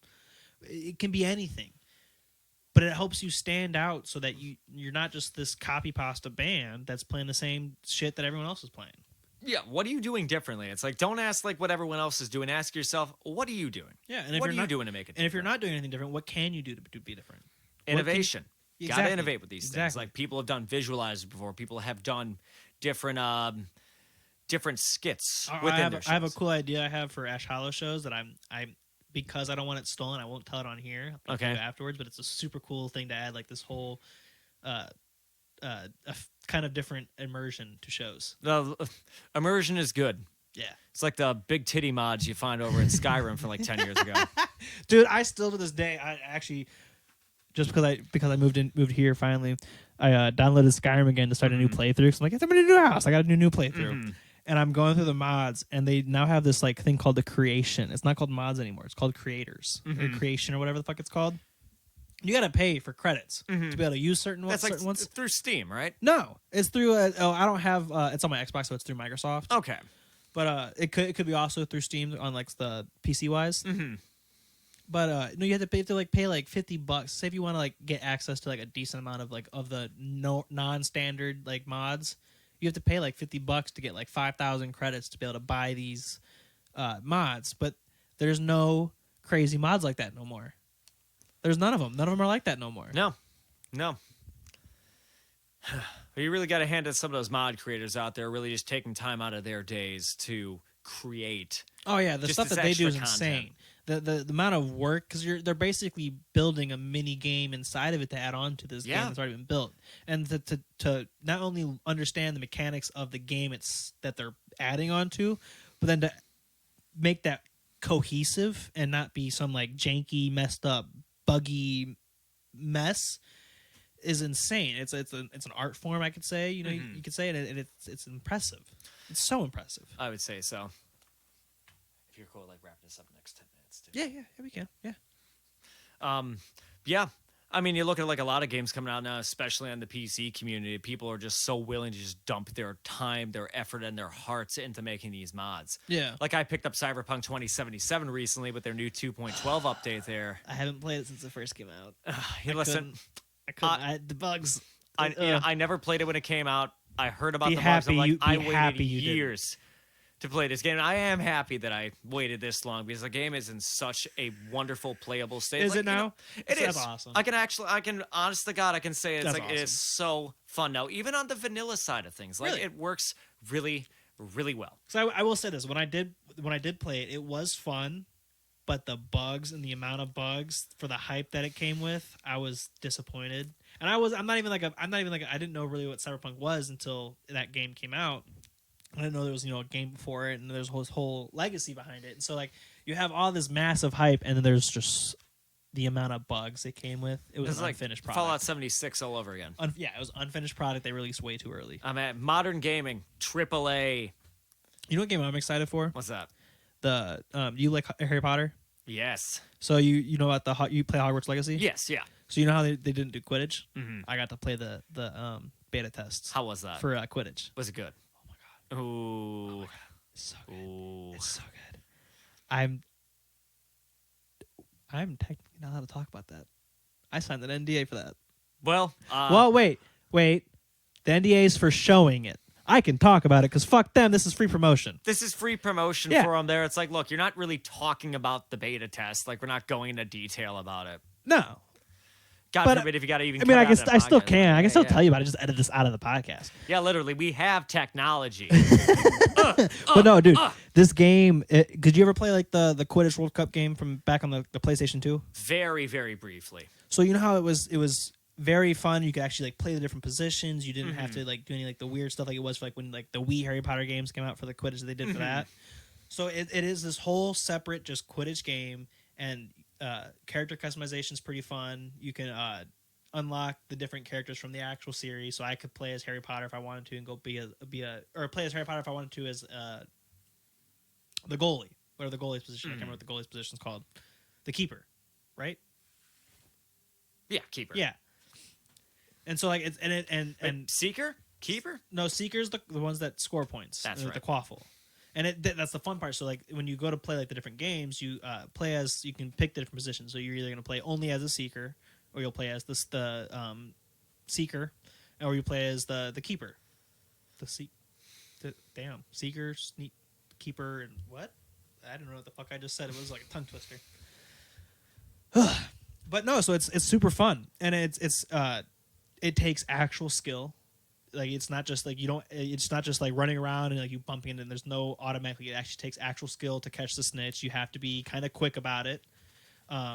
Scoring points, you actually have to like kind of like set up like different passes, and like you can't just like run at them and throw the quaffle into the rings. Like it's so well done, and it's like when I was playing the beta test, I was like, they kept asking like these surveys that they do, and they're like what do you think needs added to this? I'm like, honestly, nothing. Like this is like fix the camera when you lock on to like a target or something. Like say if you're doing like the defense stuff where you're hitting the bludger at people, fix the camera lock so that it's not just like, because it'll lock on the person, but your person won't lock onto it with it, so you'll get stuck going this way, but your fucking view's locked this way. It gets really annoying. And so like that's the only thing I've ever really had like critique wise, was to fix that. And then the second time, the second beta test they did that I got invited to, it was basically fixed, and I'm like, this game's perfect. It sounds like an actual beta test. Yeah, it was amazing. It was awesome. It was super fun. I'm like, just release this game, please. It's perfect. This is ready. And how often do you have that, like today's modern gaming market right now? Unless you're like indie games are actually putting the time. Well, from what I've seen, like the fact that I got into the beta test, I was impressed. Like, because from what I've always seen, the people that play the beta test are like the big YouTubers or the Twitch streamers, and I think that's what a lot of the AAA games kind of stick to that route, or they have their own game testers and do it that way. And there's not a big like you're saying, there's not. Really I'm looking at you, Halo Infinite. I like Halo Infinite. I'm really sorry for your loss. Oh, why? I love Halo. Dude, I love Halo. I am a Halo fan through and through. It's just like a massive multiplayer. That's what I play. It is like a massive multiplayer, but I came up during the Bungie era stuff. Oh, yeah, I agree. So, I mean, it is no contest there. Like, I liked 4. Yeah. I kind of liked 5's multiplayer. Didn't care for the fucking single player. Like, What'd you think of Infinite? Compared to, like, 343's previous titles? Yeah. I liked Infinite. I almost got to play the X Games playing Halo with that one. Seriously? Yeah, because they did. It was when it was the Winter X Games, and they were doing. It was an online competition to where if like you scored high enough, you could get into like certain like brackets to be eligible for it. And I got the notification saying that I was eligible for the X Games. I'm like, I got no team. I got no. That's nothing. kind of wild, dude. It was crazy. I loved Halo. I was good as fuck at that game. I can't say I was ever like good at Halo outside of like Reach or anything else, but I love the single players. But as far as like Infinite goes, the storylines were always amazing. Yeah, like I liked Infinite's story, although it did kind of fell flat. Like the whole build up with like Halo Wars 2 with Atriox and everything. Yeah. I thought it's like really missed the mark having this other like no name villain coming in and then introducing what is basically not the precursors, but like something else entirely. Like, what the fuck is the Endless? It's like the open world idea was cool. I like the open world. I just think it would be a little bit cooler. No, it would be a little bit cooler if it wasn't like I was playing the second level of the original Halo over and over and over again. I can see what you're saying there. Yeah. Again, the exploration is fun, but it does get boring after a while because it does kind of push you in the direction of playing the story only. Yeah, there's not really much outside of exploration from what I last remember. Yeah, just give some context here. Like, ODST is my favorite single-player campaign of the entire Halo series. Hell yeah. Because, like, you push the boundary just enough having this semi-open world to go out there and, like, in between the events of Halo, like, right smack dab in the middle of Halo 2 before the events of Halo 3, I thought that was a really nice take with everything there because you're kind of splintering off the Master Chief story. You're just playing as some no-name ODST and his squad during the slip space rupture above New Mombasa, and I thought it was a really interesting take on all that, but also tying it into the Prophet of Truth discovering the Ark below New Mombasa. I would say spoiler alerts, but you guys have literally had almost 2 decades to play this game. Yeah. So if I spoiled it, that's on you. Sorry, bro. Go fuck yourself. Why have you been hiding under a rock? Halo's the best game ever. True. Facts. It's complete factual. Halo is that's like if I were to like have the one Halloween like that to be like off topic in a sense, but if I were to have like one Halloween costume that was like the one Halloween costume I always wanted to do, it was Master Chief. You know, you see a lot of people like going to these anime cons, and a lot of engineers like build. Yeah, this those are so armored fucking EVA cool. foam. Yeah, it's so cool. The costumes you see. I haven't gone to a Comic-Con yet, but I want to go to one. But the costumers that make these massive and what's the word? Complex costumes. Cosplays. Cosplays. I mean, my bad. Are insane and are amazing looking. Mm-hmm. People put a lot of time in this here. I have people in my inner circle who are like deep into the cosplay stuff. And they'll spend hours and hours just perfecting every little detail and all these different animes and all. You big into like role playing then, like Dungeons and Dragons? Oh yeah, I've been in a 5e campaign for the better part of like 3 years now. Fuck yeah. I play a schizophrenic cat named Sapphire. Fuck yeah. You play Baldur's Gate? You know what? It's been on my list. Dude, it's so been good. on my list. It's That's so it. good. Once I get like another 3 playthroughs on Cyberpunk, I'm going to Baldur's You play Gate PC next. or Xbox? PC. Let me get your Steam before you leave though, so we can play Baldur's Gate whenever you get it. Dude, 100%. Dude, I'm so totally down. Because I've been waiting for cross-platform to come out so me and my brother can play it together. But I have been trying my hardest because most of my friends don't play D&D. I'm kind of like the only one that's really in. Like they want to, but it's been like. It's a lot of work. Yeah, it's a lot. I've been trying to kick them over the edge to try to finally either get Baldur's Gate or just come play a campaign or something. But Baldur's Gate D&D is my fucking shit. My first character I ever made was a reverse centaur. A reverse centaur, so body of a man with a head and top of a horse. That's horrifying. Yep, and he walked around with no armor, no clothes. That's sick. I love it. It was amazing. My first character was in a Star Wars Saga campaign. I was a Herglick. So a big purple whale monster. His name was Udo Stevenson. Everyone called him Governor Dick Punch. Hell yeah. He's the first thing he did. He woke up in a prison. He punched a stormtrooper's dick off. And I Hell think by yeah. the end of that campaign, I think there were like 8 or 9 dicks that were just totally punched off. Oh, that's awesome. It was fun. He also unleashed like an entire plague upon the galaxy because he convinced people that he was the governor of a certain planet. It's like, I'll fire on my own troops. Oh, what's this relic over there? I'm gonna fucking destroy it. Oh no, it's like the flood. It's everywhere now.